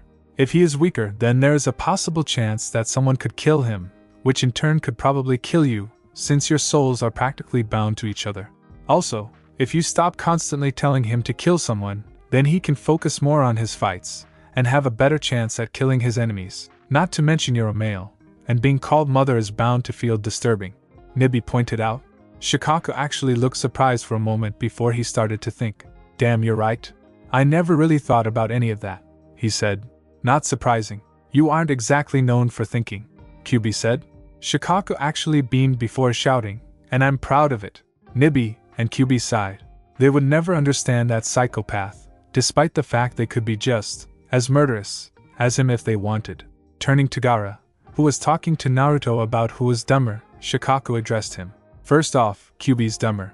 Second kid, stop thinking of me as your mother, I'm just A, and calling me your mother is actually rather disturbing now that I think about it. Third, I've decided to let you sleep from now on, and I will try and stop the habit of convincing you to kill at every moment. But in exchange you must follow my conditions, Shikaku said.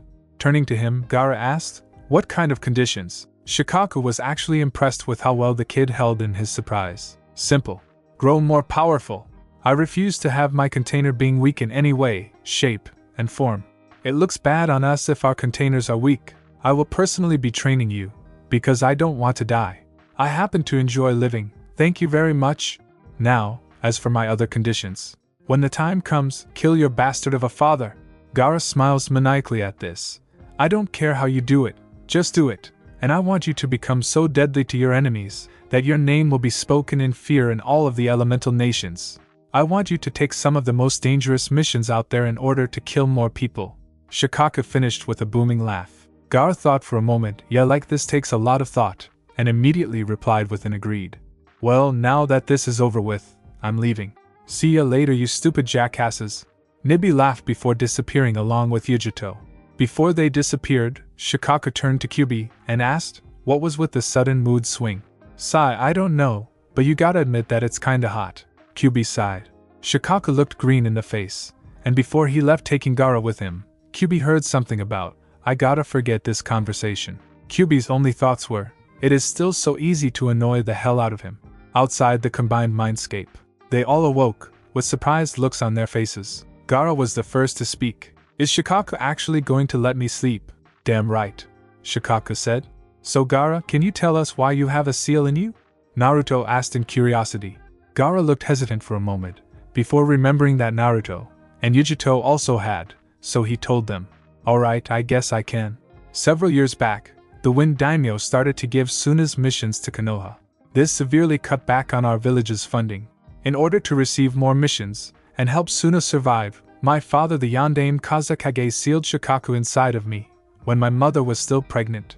When I was born, she was in so much pain that she died afterwards. To my father, I was nothing but a weapon, and a few years later, he started sending assassins after me, believing I was a failed experiment.